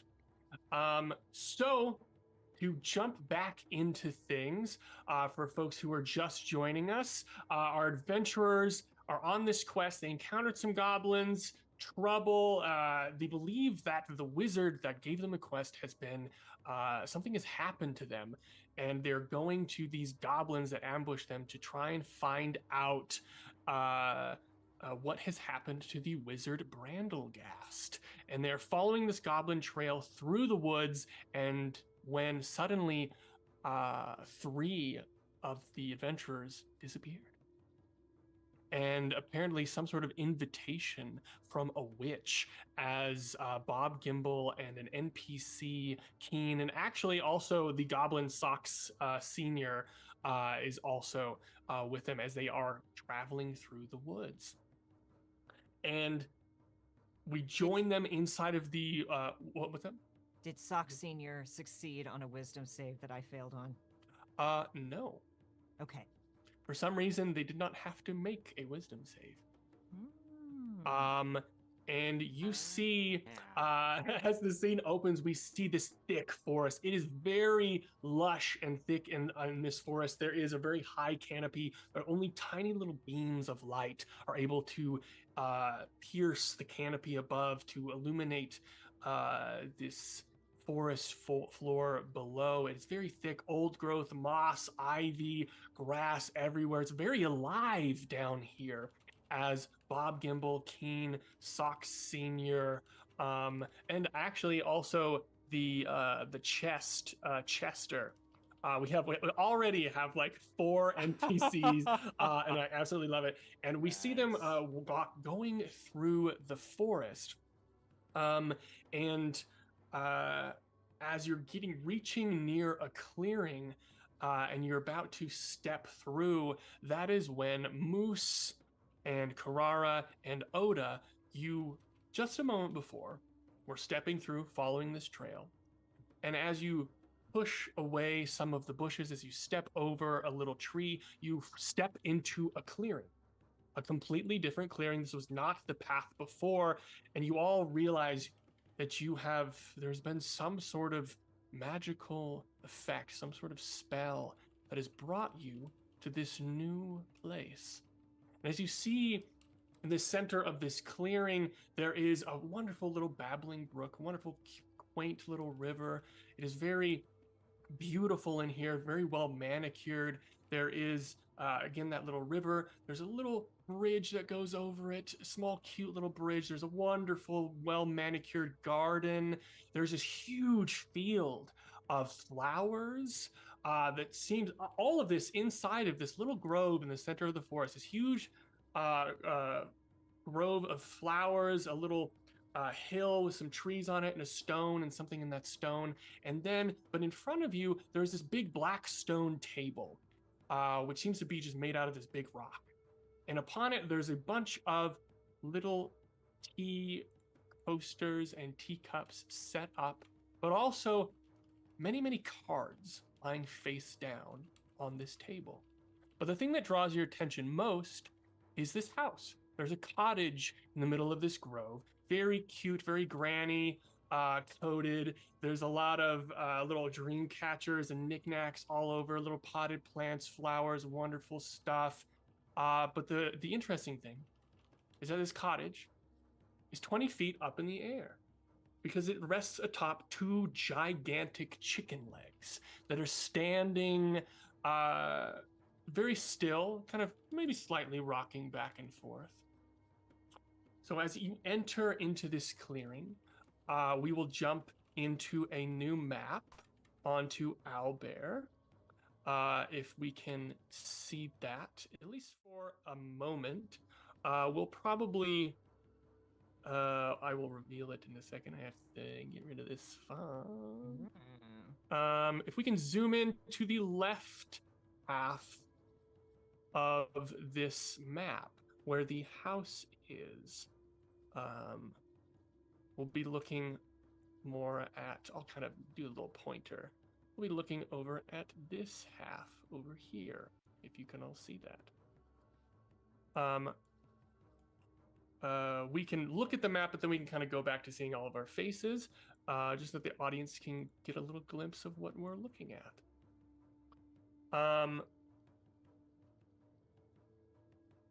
So as you can see, we see Moose and Karara and Oda. You step through the forest and you just see all of this before you all at once. And then just a second later, Bob stumbles through the canopy into this clearing along with Keen, along with Chester, along with Socks Sr.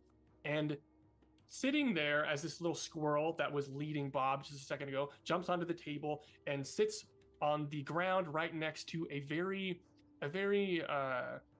well postured badger with his hands behind his back. And the squirrel adapts a similar posture, and they stand there looking at you all. And how do you all react to this?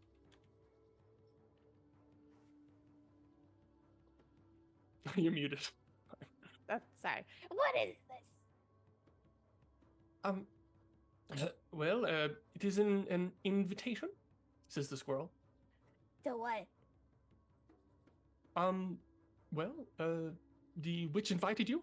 So, if you would please, sort of like nods his head towards the table where you see all of the cards flipped face side down. Are these like playing cards or like They look like postcards? bigger. They look like tarot cards. Oh. Do we just choose, or is there like assigned seating? The squirrel kind of looks at the badger, and the badger kind of like shrugs, and the squirrel's like, "We're not supposed to influence your decision." That's suspicious. Okay. And Moose will go and just find a seat. Oda's going right for a card. Ooh. Heck Moose will yeah. sit down. So Oda, you pick up a card. Moose, do you sit down and then pick up a card? Moose will wait for Okay. Oda to whatever happens to Oda, just staring. Like, Oda picks up a card, and nothing happens. Oda, you pick up the card and you look at it. Which one is it? I will say, whenever everyone decides to draw a card, I will actually draw a tarot card for your character. Ooh. So you see a tarot card, you see the thing, but we will draw once we decide who all is going to do it as well. Karara selects a card and stands near a chair before sitting down. Like, doesn't just go sit down, just kind of like looks at the card and ponders it. Pick it up. How about Moose and Bob? Moose will pick it up. Like, kind of lift it. Like picking up like a big poster board. Yeah. Nice. Oh god. And Bob. Bob's totally game. Bob will have a seat, and he'll deliberate, like going, like maybe waving a hand over a few of them and looking at the squirrel and the badger to see if they give anything away before he settles on one.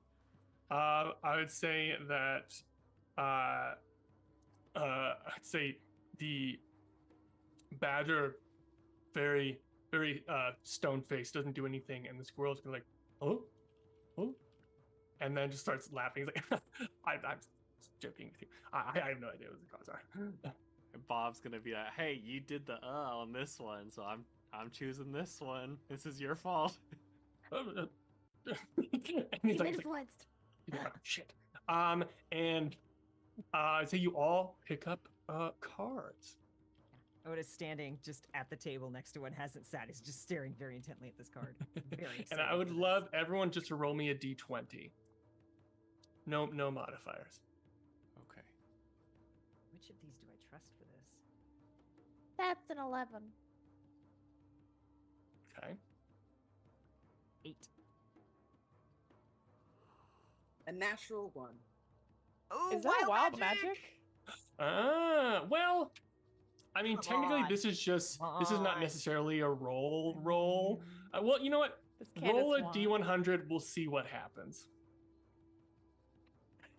So what was it? It was 11, 8, 1, 21. What? 2? 2. 2? Mhm. Okay, so who Must got have- the 11? Sorry. Moose. And then it was Oda was the 8. Uh-huh. And then we have We did Clara, what not was roll the well. D100 that you rolled? 75.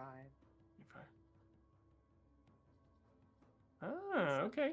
I would say you pick up this card and you start to glow a little bit. You feel like a light. It's almost for everyone else. It's almost as if a light switch was turned on next to them. It's a little bit too bright to look at. As Carrara, you just glow for a minute as you kind of pick up this card. And then as you were all sort of like pick up all these cards, you all hear something all at different times. First, we begin with moves. You got the card Strength.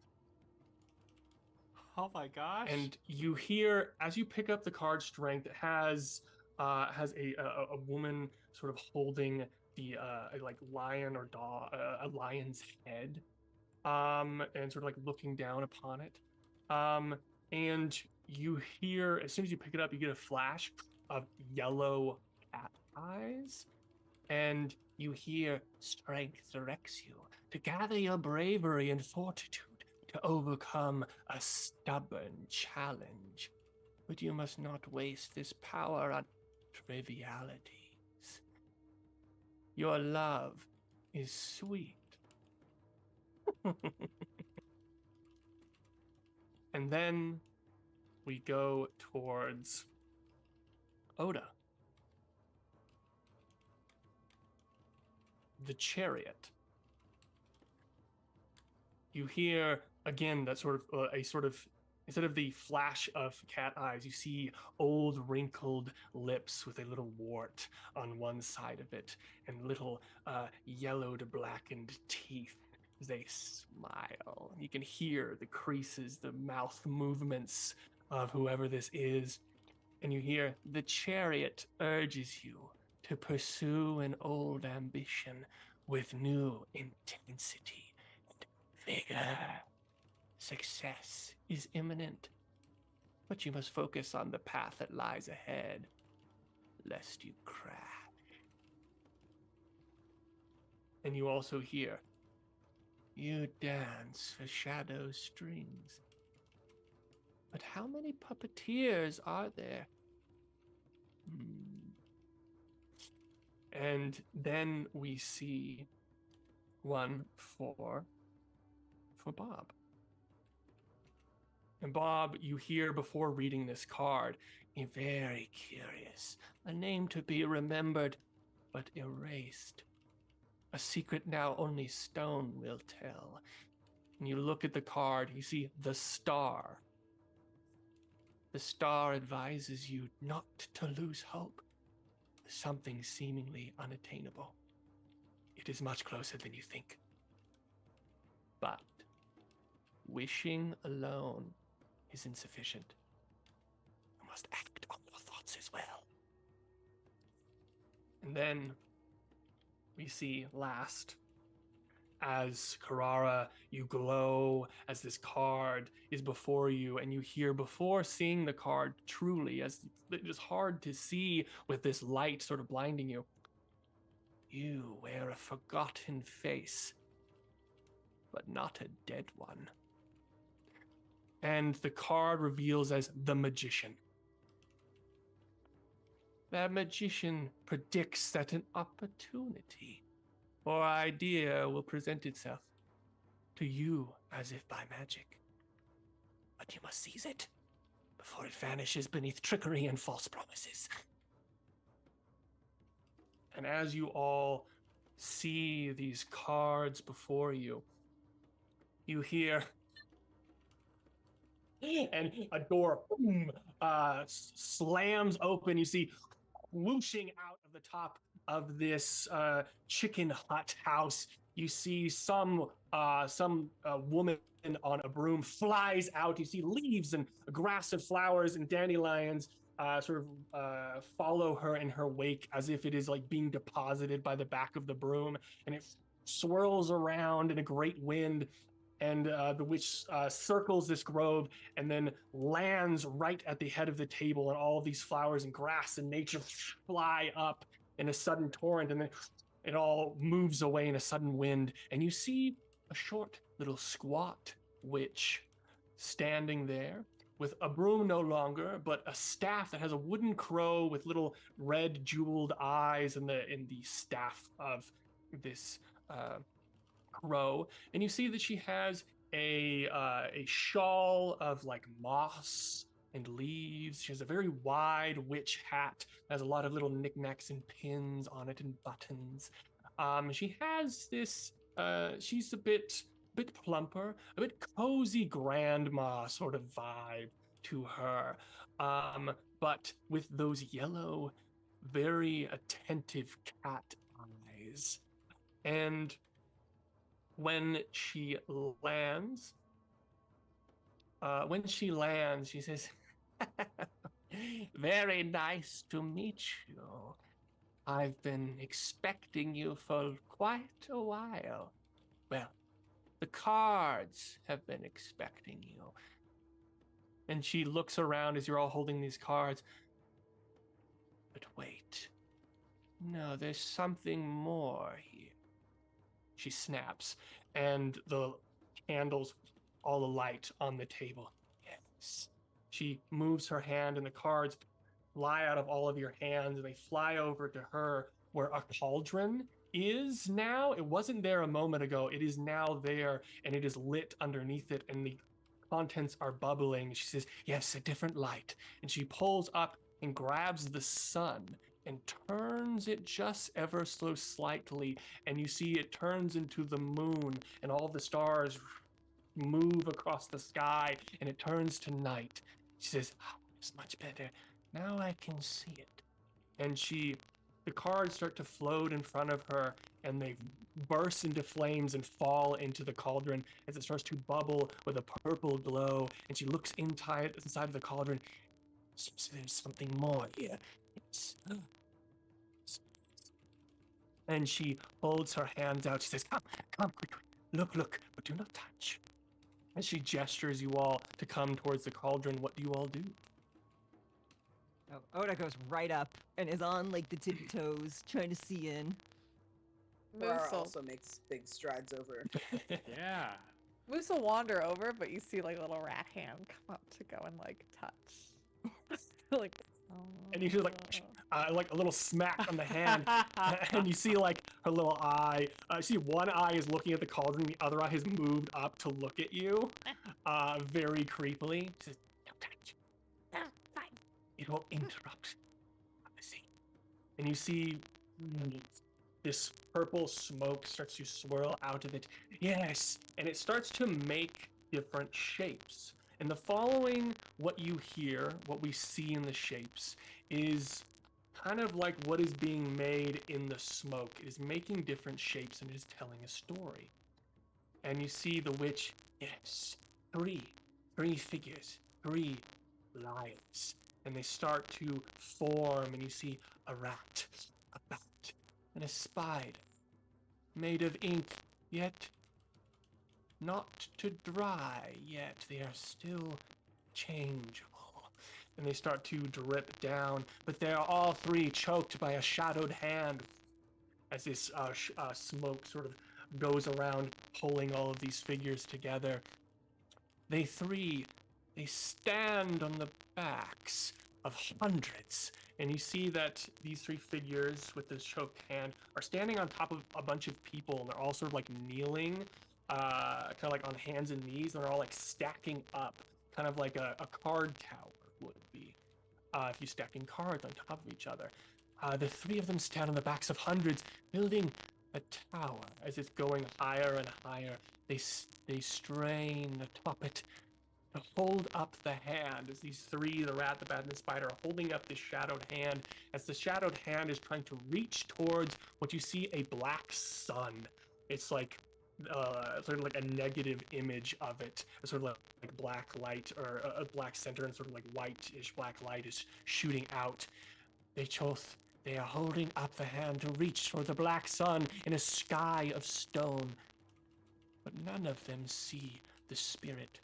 A ghost of the dead past spreads its wings of doom and salvation both, and you see this shadow, this figure spreading its wings, bringing forth a wave, a sea of bones to drown the tower and put out the sea. And you see that she looks up as the image sort of splits in half. A fell omen. But the fates of 3, yes, may be avoided with 4. 7, yes, an auspicious number. There are 2 fates that lay before you.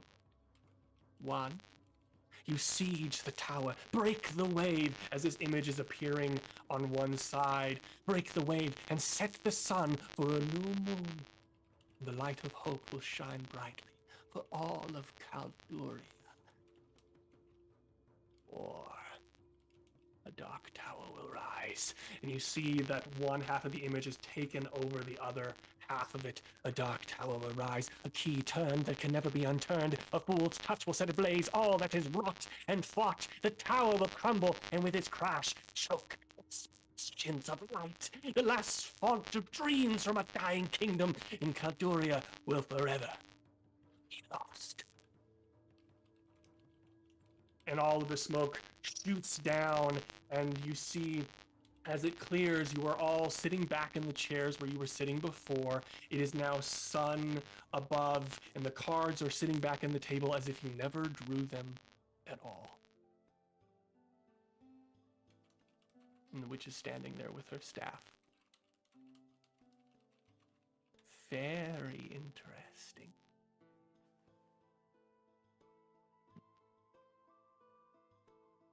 And how do you all react? You wish to keep one of my cards? You asked me to draw it. You may have it. Thank you. She snaps and it sort of flies up. It was apparently in a different part of the table than you thought it was. And it sort of like flops up, slides over to you. And how do you all react to this? I think Carrara is pretty dumbfounded and awestruck. The kind of portentous thing the witch said to it is really kind of ringing in its ears, kind of rolling around in its mind, and they sort of like stagger a little bit. They take a couple steps back, and when they're finally able to shake it off, and they hear Oda ask for their card, I think she makes the same request to keep the card that they drew. Very well. And you see the other card. Oh, the other card jumps up and slides over to you. May I ask, the Black Sun, how familiar did that look? It actually, it looked different. I would say perhaps it's kind of similar, but not similar enough. Okay. Yeah. Just needed to make sure. Yeah. There is, you felt, you know, a similarity, but it seemed, it had a different feeling about it. More. It felt more. How do you all react? Moose is for once drawn to silence. I think Moose is just really taken aback by his little beady eyes wide as he's racking his little rat brain. Just trying to go over what it all means. And then he kind of looks over like I'm not the rat in the image, right? I'm not the rat. You see that she kind of leers over at you. You? these are very tricky. Hard to decipher. I know much, but I do not know if you are whom the prophecy speaks of. Maybe that's another rat. Oh. Perhaps. If you wish to know, then perhaps we can make a deal later on. But first we must get to business at hand. And she sort of flaps. You see the squirrel and the badger come to attention. Hey, thank you. And they sort of scurry off. And you see the house starts to sort of lower down as the squirrel and the badger arrive. And they run over inside to grab the teapot and some other things and start to come back out. I'm so grateful you all decided to join me. I learned much from our meeting. But now we must get to business. You are in my forest. And if you wish to cross my forest, you must pay for passage. What is the cost?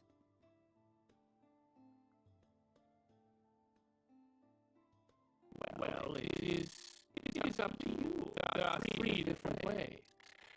You may give a gift. You may play a game, or you can choose to remain. There are many different ways. A gift is nothing. It is of one thing of emotional significance. It could be a memory, an item, a favor. I could borrow one of your senses or a body part. It's up to you. Or we could play a game, a test of wits. If you are to get 4 of my little questions correct before getting 4 of them wrong, then you will all pass for free. But for each one you get wrong, that is one gift you must give to me. Or, lastly, you can choose to remain. One of you must promise to stay forever, and then the rest of the group may go. Rara Thinks it looks at sucks, the. Junior. Or sucks, Senior. No, thanks. No, thanks. Keen is pretty dumbfounded here, and actually, I would say you see the witch kind of turns towards them. You should not be here. And looks at Keen and the mimic and the goblin. He's like, looks at the goblin. Your kind is already paid for passage. And you, we had made a deal with Kettlebrook long ago. Looking at Keen, and Keen's still kind of dumbfounded. But then turns towards the 4 of you. You are the ones that must pay. I will give you time to think. I will gather some sweets in the meantime. Shall we? And she turns around, and you see the little squirrel and the badger hop onto the table with the tea and start to pour it out. And the witch says, Prince, Gruffs, make sure they are very well taken care of. And they sort of nod. And the witch slowly walks towards the house. And you all are left alone. Rara looks at the squirrel and the badger. Is this what happened to you? Is that why you're here? You see the badger is kind of like, and the squirrel's like, It's like watching the witch and doesn't say anything until she gets into the house and the door shuts. He's like, yes, very much so. We were here. I don't remember exactly who I am, but I know I was important, very, very important. And I would say, if you get me out of here, if you get us out, us, of course, if you get us out of here, I'd be happy to give you money or something. I'm pretty sure I was a lord or something. So if you can get me out of here, I'd very much appreciate it. Perhaps in your bargain with the witch, you could add us on top of it. Or I do also know that perhaps there is some way that she keeps our spell sort of in physical space somewhere around here. So if you can find that, but she's very dangerous, very powerful, so I would not do anything against that. But I can say much more. And it continues to pour. So I Aw. just rolled just to see like an Oda reaction and got a nat 1. So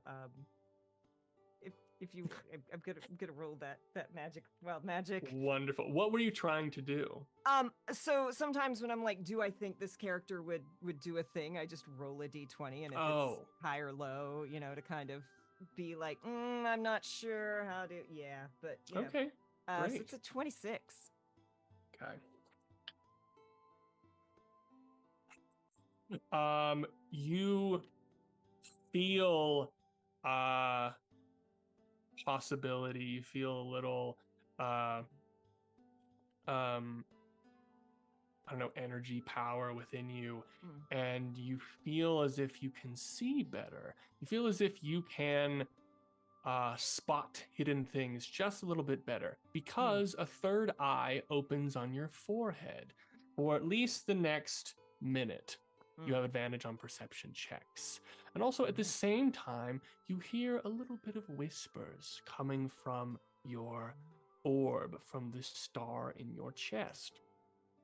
And I'm going to message you what this little whispers say. You can share it with the group later if you want, but this is the task they have set for you. Make sure I'm sending it to the right person. Okay. Thank you. He's in the Zoom chat. Yep.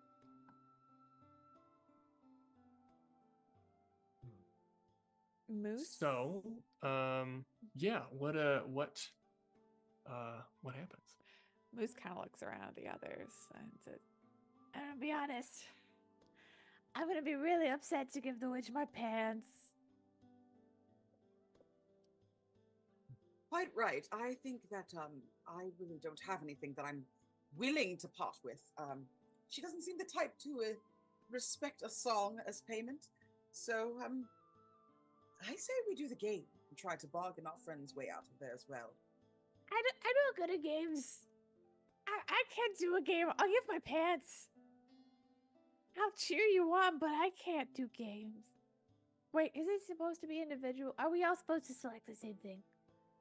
You see the squirrel speaks up. I don't believe you have to choose all, but I believe if everyone is able to pass the game, then you all sort of pass. But I believe you could do it individually. But I guess the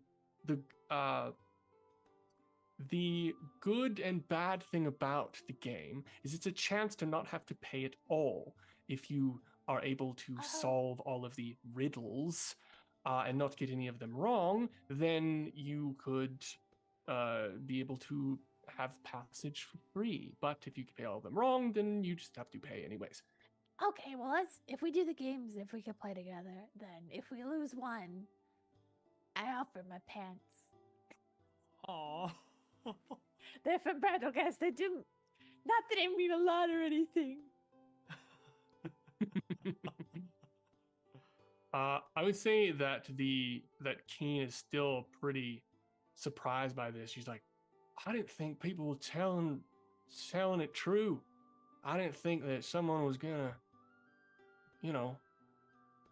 that the witch was actually out here. I mean, hey, we always heard the stories that this forest was cursed and things, but no one from Kettlebrook ever heard anything about this. We gotta watch ourselves.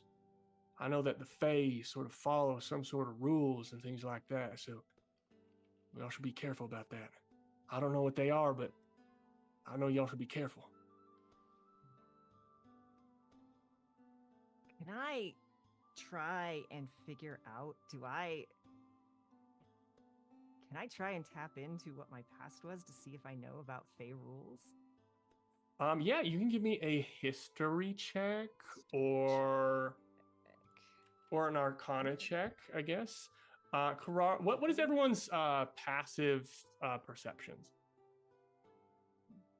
9. 13. 13. Okay. Okay. Oda, What did you roll, Oda? that's a 6. Okay. So Oda's Um, like, Faye rolls, Faye. And you see like them turn their head and they like start to think. And then there's like and they kind of stumble and lean onto Carrara. Like their head, and you see one little bit of blood coming out of one little nostril. I think Carrara like scoops you up to bring you closer. Are you quite all right? Fine. I was trying to remember something. I don't think I'm supposed to remember. Has someone played with your memories? No? 1 second.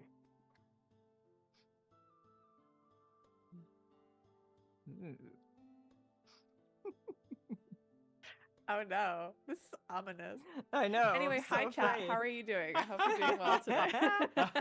Like player terror right there. Yeah. There's a timer that's starting. Okay, sorry. What happened? We were scared. Yes, we were very afraid. Carrara scooped Oda up and was like, "Did someone mess with your memories?" Oh, okay. And there's just immediate like, no. But like there's no conviction behind those eyes. I would like to cast Detect Magic on Oda. Can I do that? Yeah, sure. I believe there's you just do it. Detect magic, you just see what sort of magical effects is affecting someone. I would say you probably see the colors of enchantment around the items that Oda just picked up a little while ago. And probably something coming from underneath their clothes near like a chest sort of region. Sort of like some sort of glowing from there. But there doesn't seem to be any spells affecting them. You don't detect anything like that. Do any of the items that are magical look like they could be a spell that could affect the memory? Like, can I roll Arcana to see if I know anything about that? Yeah, give me an Arcana. We're looking for a DC 20. Okay. That's an 8. Yeah, I would say for the items that they just found, no. You're not quite sure about that orb in their chest, but it would take some more time, perhaps close study to figure out what exactly is going on there. I think Carrara like holds Oda out, kind of like if you've seen Lilo and Stitch, the way Nani is like with Stitch. I feel like they're doing that, and they're like inspecting you. Like, Excuse me. I apologize. That's quite rude. I know. I'm sorry. I should have asked first. And they set you down. And they like they're like very stiff for a moment, and they kind of I stole this. And they hold up your tankard. Thank you for being so honest. I think we need to find Brondlegast for you. Small one. I mean, I imagine we all must have a word with Wizard, but whatever's going on with you doesn't seem entirely on the up and up. He did not think it was a problem before. The other one did. I think her facial expressions, again, like it's a giant stone person, so like the facial expression is still kind of that kind of carved thing, but you can kind of see the face shift into like shock and then back to normal. Well, are we doing the game? I could give her a book or my tail. Emma. What? It will grow back, but it will not be as aesthetically pleasing. I think you should keep your tail. I feel like it's balancing. Yeah. It is where I store my fat. It's okay. We'll start with my pants. Okay. And I would say after a few minutes of discussion, you see that the witch returns. As she's walking outside, you see that there's a little tray floating next to her of these steaming little sugary treats that seem to have just come out of the oven. She says, "Ah, yes, we're so excited to get started." And the tray floats over towards the table. "Have some of those, please, please." Unfortunately, I'm going to have to leave you for a brief moment. I must attend to something in the forest, and when I will return, then we can continue. Yes? Very well. Okay. Do you Give like you books? more Right. time to decide. What if one of us wants the game and the rest of us want to give a gift? That's perfectly fine. Sure. I would Oh. recommend doing the game first, just in case. So can we all play together? Is it like a group game? Sure. Okay. We can do whatever your heart desires. My heart desires cheese and to leave. Well, perhaps you can get that cheese and leave after you pay. Is there cheese on the plate? There is now. And you look, and there's cheese where there was not cheese before. And she says, Dimitri, keep an eye on them. And she sort of hits her staff, and the crow on the top of it sort of, you see like color sort of leaks into it, and it becomes a real crow and jumps off of the staff and flies around to the top of the house where you see a little book that is up there on the roof. A sort of a cave for two, I believe, is this book up on the house where the crow has flown and lands. And we see Dimitri, the crow, the raven, is sort of watching, and Granny's like, "I will be back momentarily," and she waves her staff and turns into a flock of birds and flies up, straight up into the sky and then out over the grove towards somewhere else. And I would say for right now, you all are relatively alone in this grove. And if you wish to go back to Owlbear Rodeo, you can see various things on this map. If there's anywhere that you wish to go, you don't know when this witch will return, but you do have a few minutes of her not there. There seems to be a crow watching you, but the squirrel and the badger are also there, but it doesn't seem like they First want off, to. is this the same crow that took my book or tried to? Yes. Oh, we're gonna get that crow. We A have nemesis. beef. We're in gonna every take episode. the crow's book. And Moose looks to Oda and says, We're gonna do it. First, I need it distracted. Okay. Hey, and just telepathy the car. hey. Okay, so it seems like Moose and Oda are trying to get this book. What No, would I'm doing Kara- something else, but I'm letting Moose be Moose distraction. thinks. Okay, that's okay. the book. And Karara and Bob, what would you like to do during this time?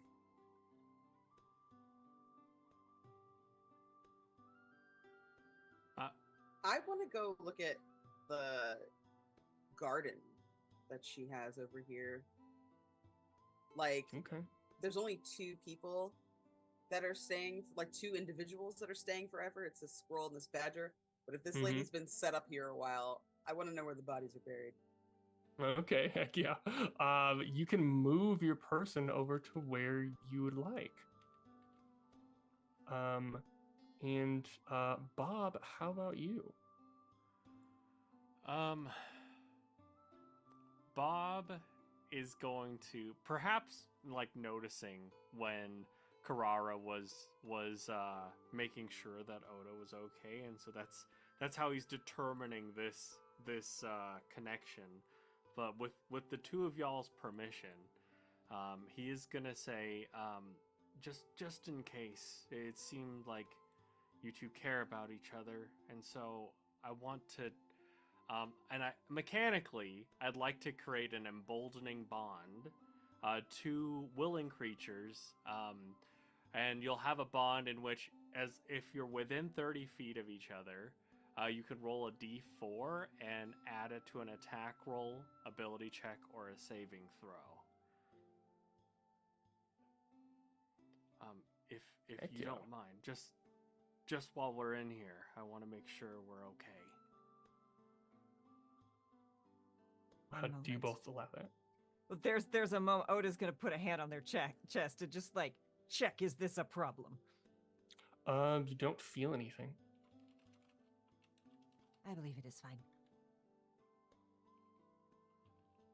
So it is between Carrara and Oda. There's Yes. a lingering, like, staring at Oda as, like, they check in with whatever is in their chest. I don't think Wow. Carrara realized that that was as big of an issue, having kind of done the detect magic and seen, like, a variety of things. I think, like, she stares at it for a long time, and then it kind of looks at you.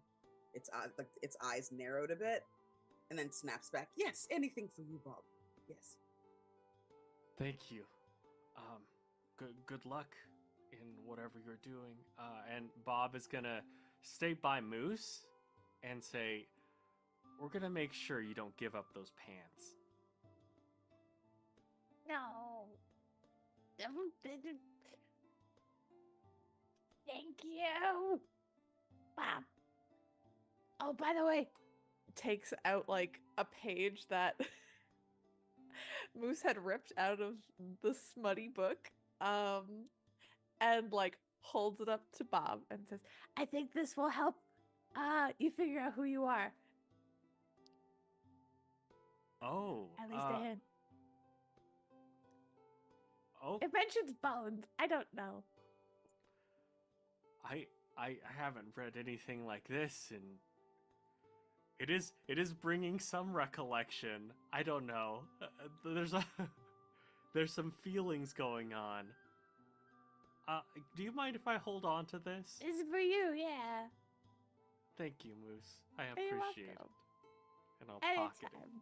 Wait, maybe not anytime. I'll take back that offer. it. Heck yeah. I would say, Bob, when you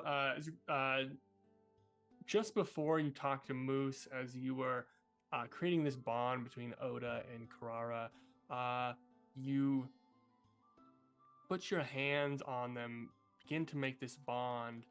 And Oda and Carrara, you don't feel this, but Bob, you do, since you're kind of like the joining place. You feel a little like some sort of like two things that don't like each other, like slide off of each other for a second. But it's just a flash, and the bond is connected. Okay. Bob is gonna like you'll notice just like an odd look on Bob's face. It's almost like he as he's making the bond, he'll just kind of like furrow his brow and maybe look towards each of them and then just be like, it's probably nothing. I haven't done this in a minute, so. And then carry on. Yes, furrow his bones. Well done, Piper. Furrow his bone. I just like- imagine Bob just drawing on like furrowed brows. Um, And with Moose taunting Dimitri, mhm. Hey. Oda is going to try to activate the ring of speaking to inanimate objects and ask the food if it is safe to eat Okay. Food on the table. that she brought out. Okay. So yeah, so you use the ring. You turn it on. What sort of item are you pointing at specifically? Like a muffin, a scone, something like Yeah, that. and she brought out a big plate of Mhm. things. You can and decide was- what it is. Yeah, Yeah, probably just whatever looks. Actually, you know what? Specifically because Moose was very excited about the cheese. I'm gonna specifically ask the cheese. Are you safe to eat? I'm cheese. I'm cheese. What? Are you poisoned cheese? I'm cheese. Are you? You're not cheese. No, I am not. Oh, I've got holes. Oh, I I have those taste as well. good. Ooh. Hey, who are you? You're not cheese. You are not useful. The ring turns off.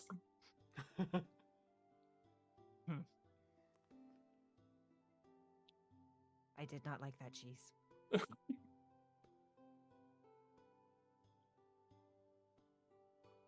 I would like to eat that crow now.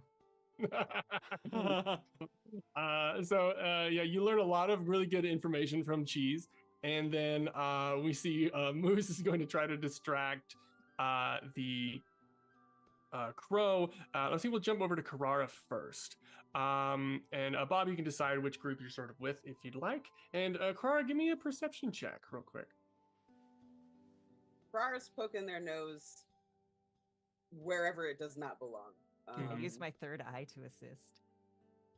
Since I have my bond. If you go over to Are we within 30 feet? wait, it's the like the D4 or something like that? We get the, Oh, okay, well then yeah. You can aid in that way. Yeah. Yeah. Because I do have a third eye right now. 22. Whoa! Heck yeah. Okay. 25. It's a 25 So for you, not for Oh heck yeah.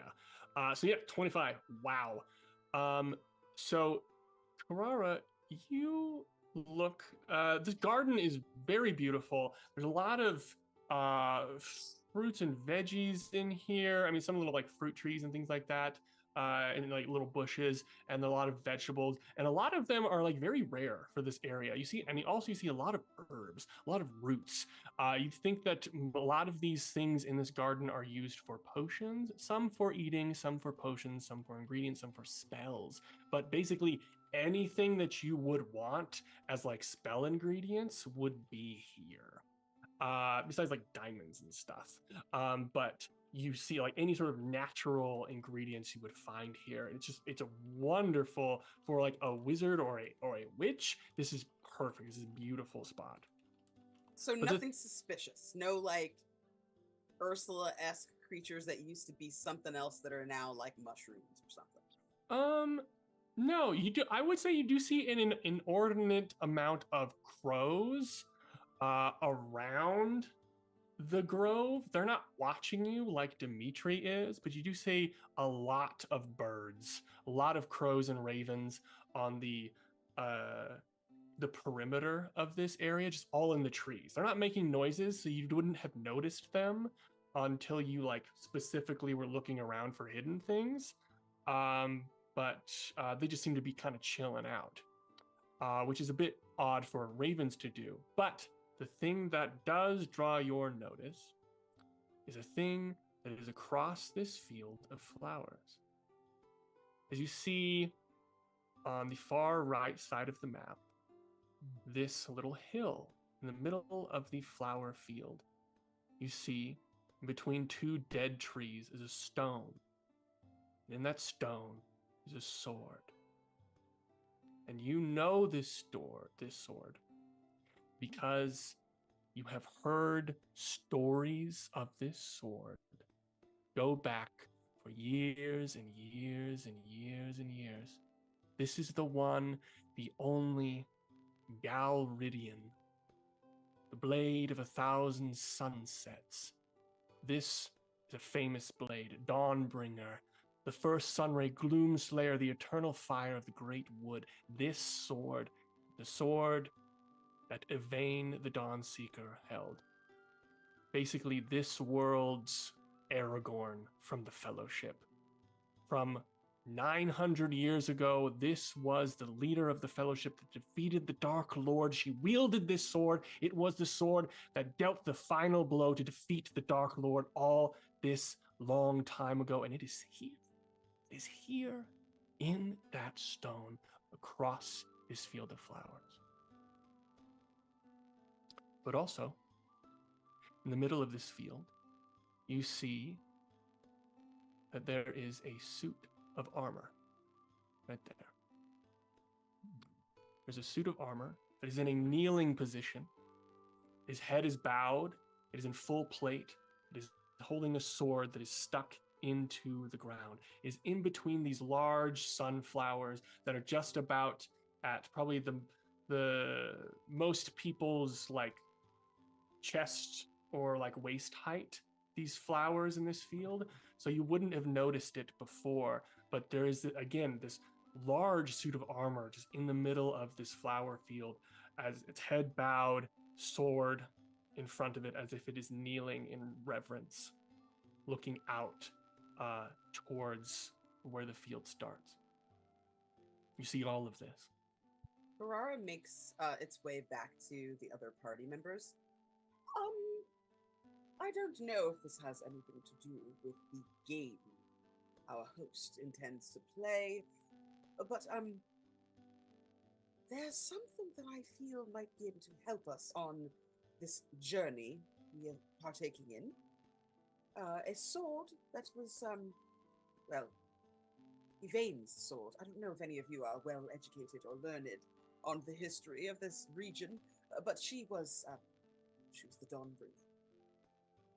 Yeah, I would say everyone knows like the 6 heroes from the past that defeated the Dark Lord. Like that's like Red Riding Hood. That's Jack and the Beanstalk for this world. So like everyone remembers those names, and it's like you're like, holy crap. I would like to go retrieve that sword, but at the same time, there is a suit of armor just randomly kneeling in between us and it. And something tells me, as an animated object that was previously inanimate, that that could be bad news. If we step into the field, I'm quite cautious that it might decide to come to life. Which might not be a problem for me, but certainly would be a problem for the rest of you. Cheese is not intelligent, so perhaps we should try to talk to the armor.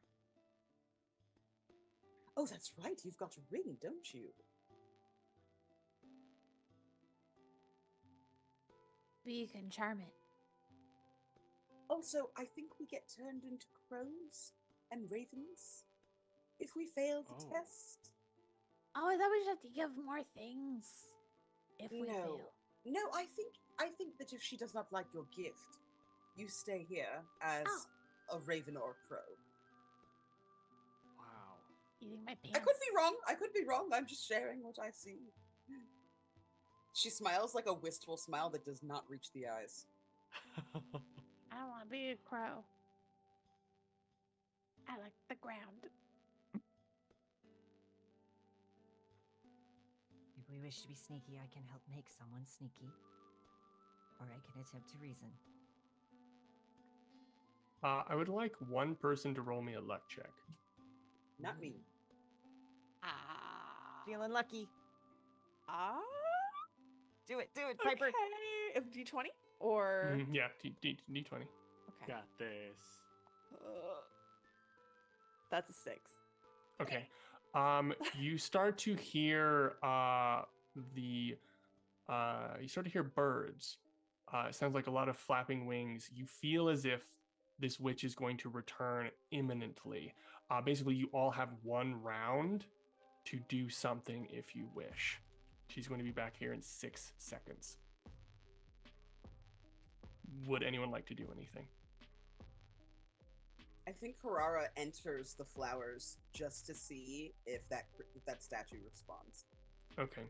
As you enter the flowers, give me a wisdom saving throw. You can add 4 to it. Oh, 22. Dang. As you feel a sort of like a wave come from this sword, and you feel responsibility. You feel in magical waves what this thing means to not just you, but to the world, to heroes, to stories, and it like washes over you like a wave, but you stand true. You stand, you do not turn away. You feel a feeling in the back of your mind, a little bit of guilt, a little bit of shame, and it washes away.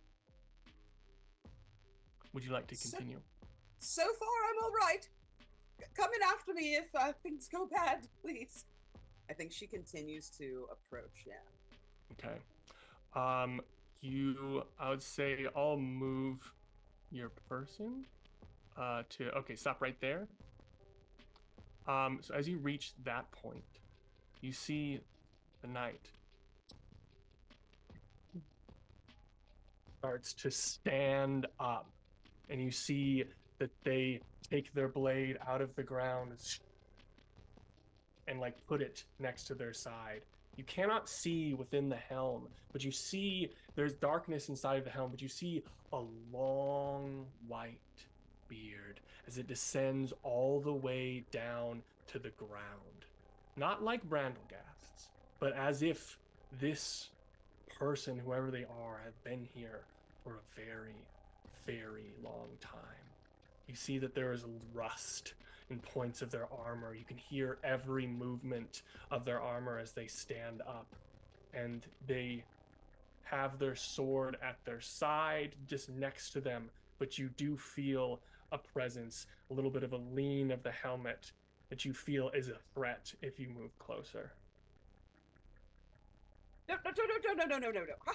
I am here to honor the person and thing that you are defending. Please don't take it out on my companions or myself. Please. There's no response. What do I do? Everyone, please. I need direction. I will say it has basically been 6 seconds for you. So I would say this is as much as you can do.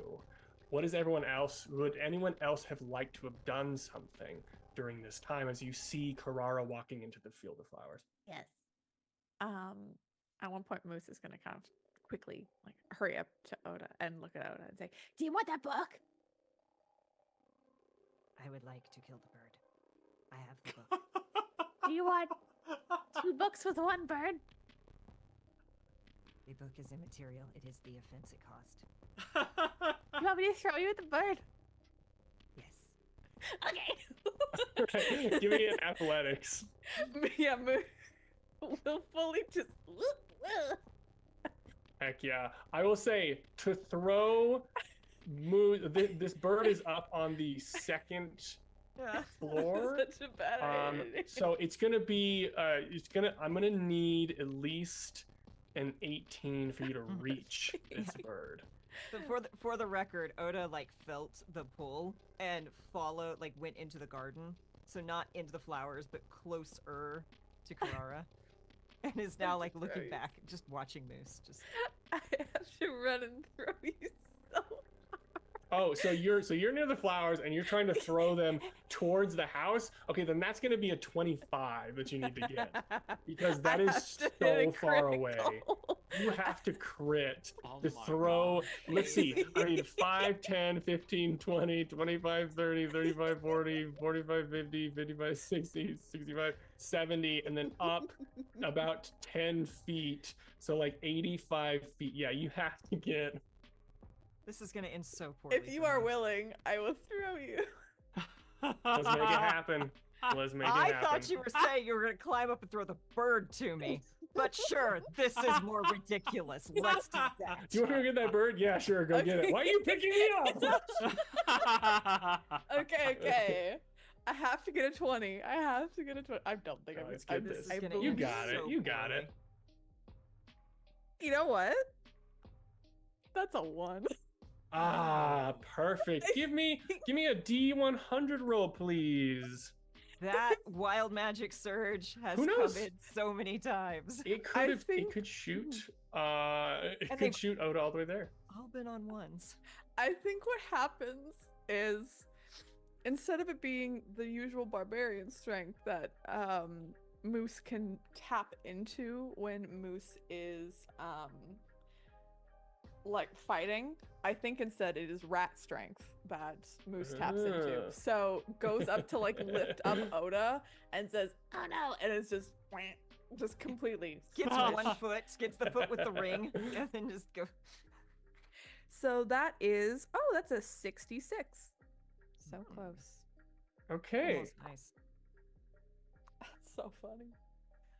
Perfect. I love when the dice are telling a story. Can you roll me 4d10? Oh. Sure. Let's see. dear. So that's a 1, Is this how I die? a 9. Yeah, just add it all up. 10. Oh, add it all up. Okay, so 10, Yeah.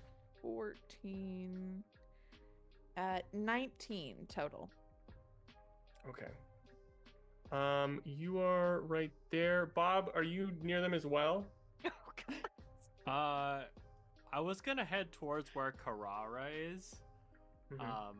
because Okay. of fear. Yep. So that's careful, Okay, Bob. so you're We're probably all right there. over here. Okay, We're all wonderful. right there. Let's see. Oh, unfortunate. What did you roll again? Moose? 19 in total. Okay, so as you go to throw, you feel some sort of wild electricity within you, and you drop Oda, and you see lightning shoots out from you, and Oda and Bob and Moose, you all take, what was it, 19 damage. Oh my gosh. Oda falls unconscious. Oh no. Me too. No, you're far enough away, Karara, to not get hit by this. Thank goodness. I'm not. So you see lightning shoot out. I'll say that, unfortunately, with that, the witch has now arrived. So there is unfortunately no more time, and you see that she lands back over near the house. Okay. And she sort of turns over, and you sort of, like, if anyone's looking at her, you sort of blink, and then she is standing next to you, and she says, "Ah, I didn't think you all were ready for this, but you got farther than I thought you would," sort of looking over at Carrara in the field. Excuse me, I wasn't trying to poke in or push in where I'm not wanted. I just I mean it's the Dawnbringer. I mean what was I to do? Yes, I suppose you do what you wish. Is this part of the game? No, it is not. It is something I cannot speak of. I'm sorry. Now, if you wish to play the game, finish what you're doing. You won't get there, I assure you. But you may always return and try again when you think you are worthy. And she turns around to start to walk towards the table as you see a steaming Oda body, and she kind of stops. What? No, we can't have that. And you see that she snaps her fingers, and you're up to 1 HP. Like the eyes just snap open and they do the creepy just sit straight up thing. My bad.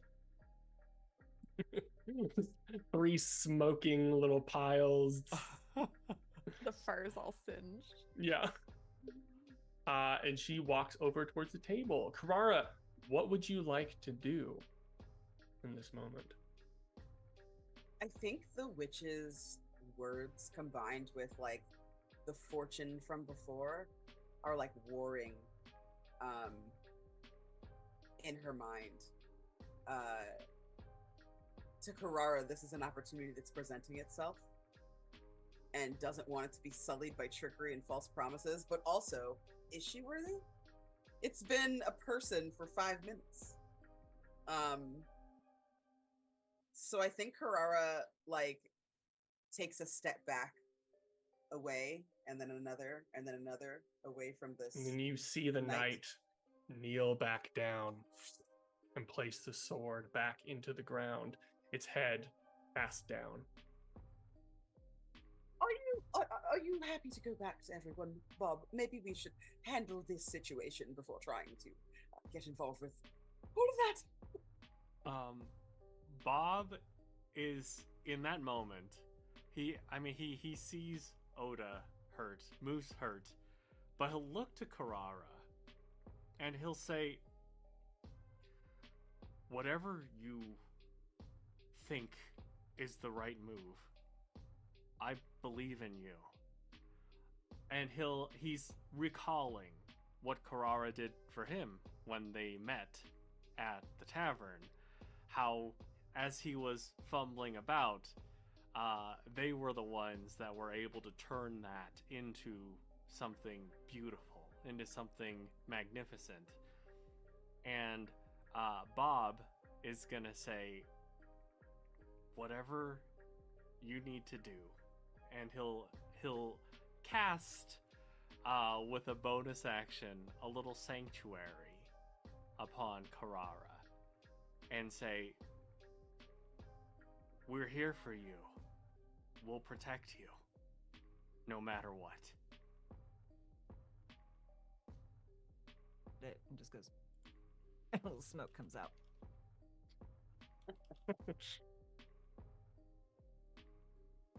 So, this is an above the table moment. Was that a real short rest earlier? Yeah, if you'd like, yeah, you can totally have used that. Okay. I think with that, It might be you might want to do that again after leaving here as well. I But wouldn't yes, have gone that down wasn't- had that been a short rest, but it's funnier this way. Okay. I'm into it. I think Carrara looks at Bob, looks back at the knight in the field, and advances toward it. Towards the knight? Yeah. As you move closer, hold on. Let me scroll Before back down. seeing it turn and go back in, Oda is gonna just reach out and kind of move a little clawed fingertips, and shadows are gonna start to gather around Carrara.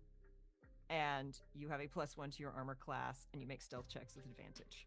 Let's go. Thank As you. the veil of dusk Okay. wraps around you. Very briefly, Carrara, can you just roll initiative for me? Yes. Uh, 11. I am going to move to the very edge of the flowers to be within 30 feet as long as I can. Okay. Am I still within 30 feet of it?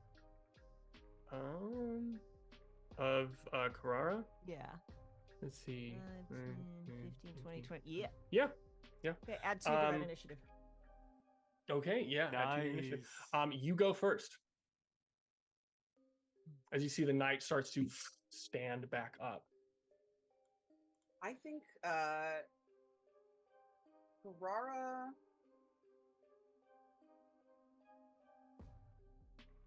I think Carrara says halt, and I'm going to use my command spell Mm-hmm. to allow me to hopefully move closer without having to deal with it messing with me. Okay. What does it need to roll? It needs to do a wisdom saving throw. Okay. DC 13. What is DC 13? Okay. So it has advantage on saving throws against magic, and it has a +2. So it succeeded, unfortunately. As you see this spell sort of come at it, and you see very fast. You didn't think it would be that fast, as it raises its shield and like blocks this spell somehow, and it just moves very mechanically back to the ground. And sort of raises its shield up and pulls its sword forward, locking into place. What else would you like to do? I would say, actually, give me an insight check for free. Yeah. Real quick. Kind of sizing up your opponent.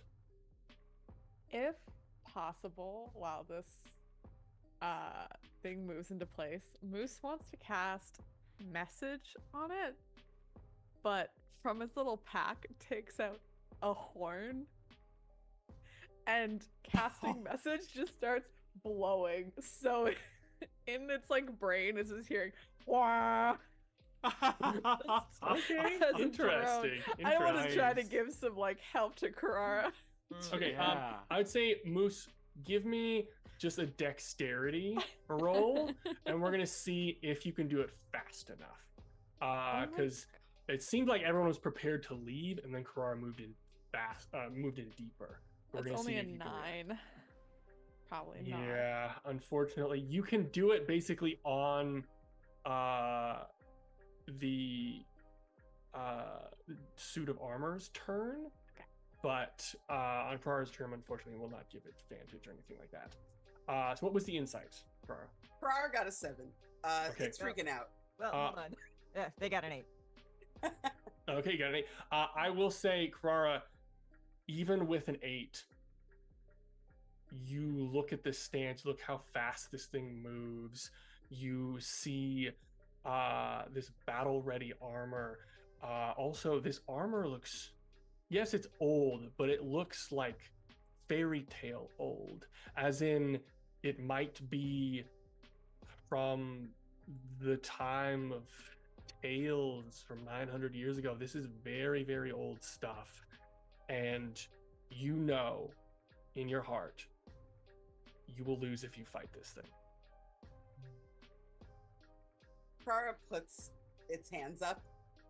I am but a humble bard. I just wanted to look at the sword, to examine it, to write great epics and odes about it. I've never seen it in person, just heard tale. I am going to go.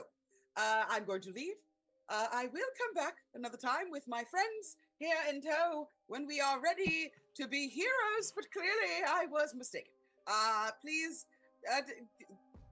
enjoy your sunflower field. And like starts to use the rest of her movement to just bring it on back. Okay. I would say as you like sort of end your turn and start to walk back, I would say you're saying that and you blink and the knight is right next to you. And you see the sword was coming down and it stops right as you finish saying that. And you see, since you're close enough, you look into the helm and you see an old man inside of this suit of armor, his eyes golden with a light, just wrinkles, ancient looking. And he steps back, puts the sword down, and allows you to walk away. Thank you, good sir. I will bring you peace someday. Unworthy. Oh. He turns around and Does he goes do the- back to his spot, and he kneels down again. You feel, when he said unworthy, you don't feel like that's an always thing. That feels like right now you are not. I think Karara kind of shakes its head. Yes, well, like I said, I've been sentient for 20 years. That's a drop in a bucket compared to that wise and old creature. Oh, I've got to find it. I've got to get it together. And I think she looks over at Bob. Thank you for cheering me on and believing in me. I course. don't take it lightly. Yes, of course. Whatever you choose, we're with you. On to the witch then. Yes? And you see the witch standing there, their hands steepled. Yes. On to the games. And that is where we'll end the episode for today. Snap. Fantastic. Ooh. Harrowing. Yeah. Absolutely. Oh my god. See, but now I'm over here Please. like, if I had let him destroy me, would I have been able to be like brought back by the witch, and then I would have been worthy because I'd have been willing to die for my beliefs? Oh, interesting. It did not work for me. cool. Thank you, Well- Oda, for the reminder. I mean, hey, Oda never went into the field. We don't know. No. We don't know. Yeah. But I was willing to die for my belief that I wanted to eat that crow. Yeah. Gotta eat And I was that ready to crow. help.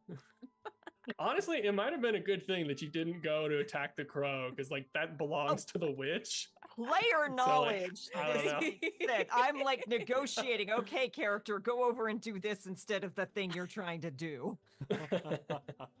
Incredible. I Like- love it. Let me see how much I remember about the Fae. Okay, nope, we gotta be creative Yeah. now. I would say anyone else can roll for those little Fey rules because I do have them. Mm, I do have I'm literally fighting the lizard brain in me. them. Moose obeys no rules. That's right. Moose probably knows them and completely ignores them. That's- Absolutely. Moose heard them once, went, I'm not afraid of giving anyone my name. Incredible.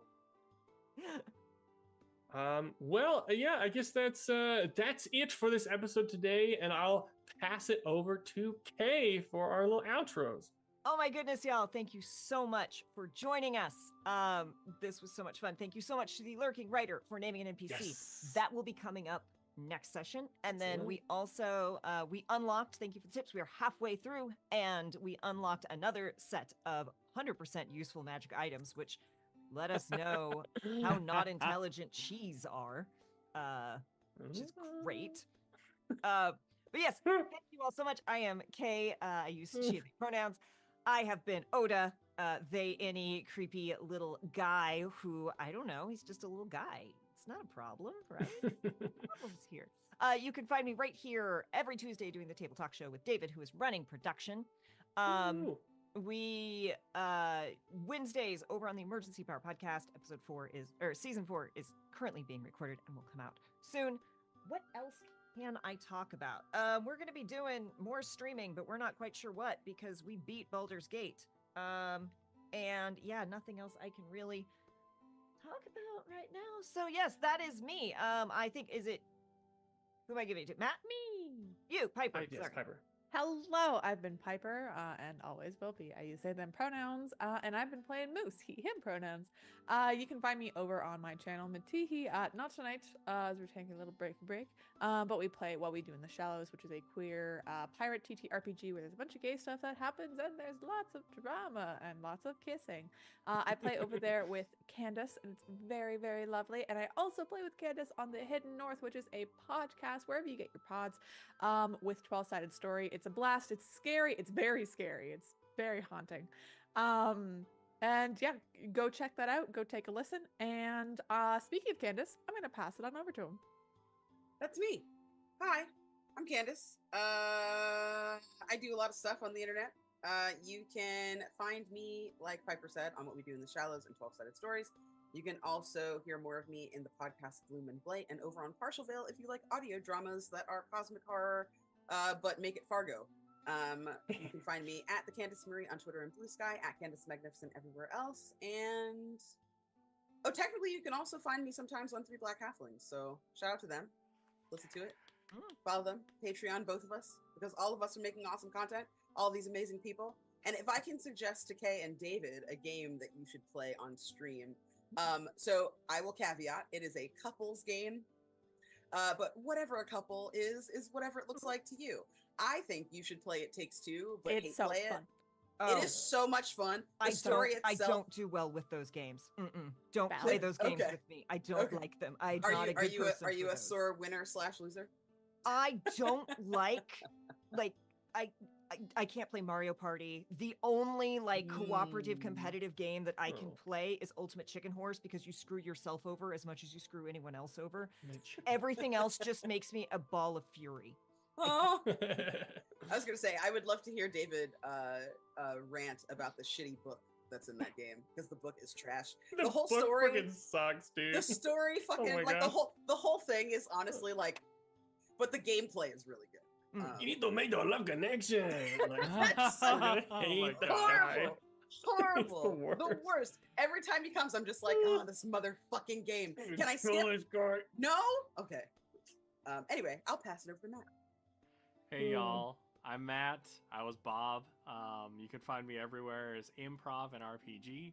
I'm actually running a game of Flabbergasted later tonight, so I'm super Ooh. pumped. If you want to check that out, that'll be over on my YouTube, Improv and RPG. But this has been such a blast. This is always such a blast. I'm so excited to play again, and I'll pass it over to Adam. Hello! I just spaced out for like a full 20 seconds. Hello, I am Adam. You can find me at Adam So Wizard. I do the game mastering thing, the DMing. I also teach improv, things like that. If you want to play some games or this game, you can go on Start Playing and play this game and others like it with me or with your friends. I also specialize in teaching new folks to play, have a bunch of custom things that I've made, character sheets and blah, blah, blah, et cetera, to make the process easier for folks who have not played any sort of TTRPGs before to get into it. And yeah, that's all for me. That's I think everything for us today.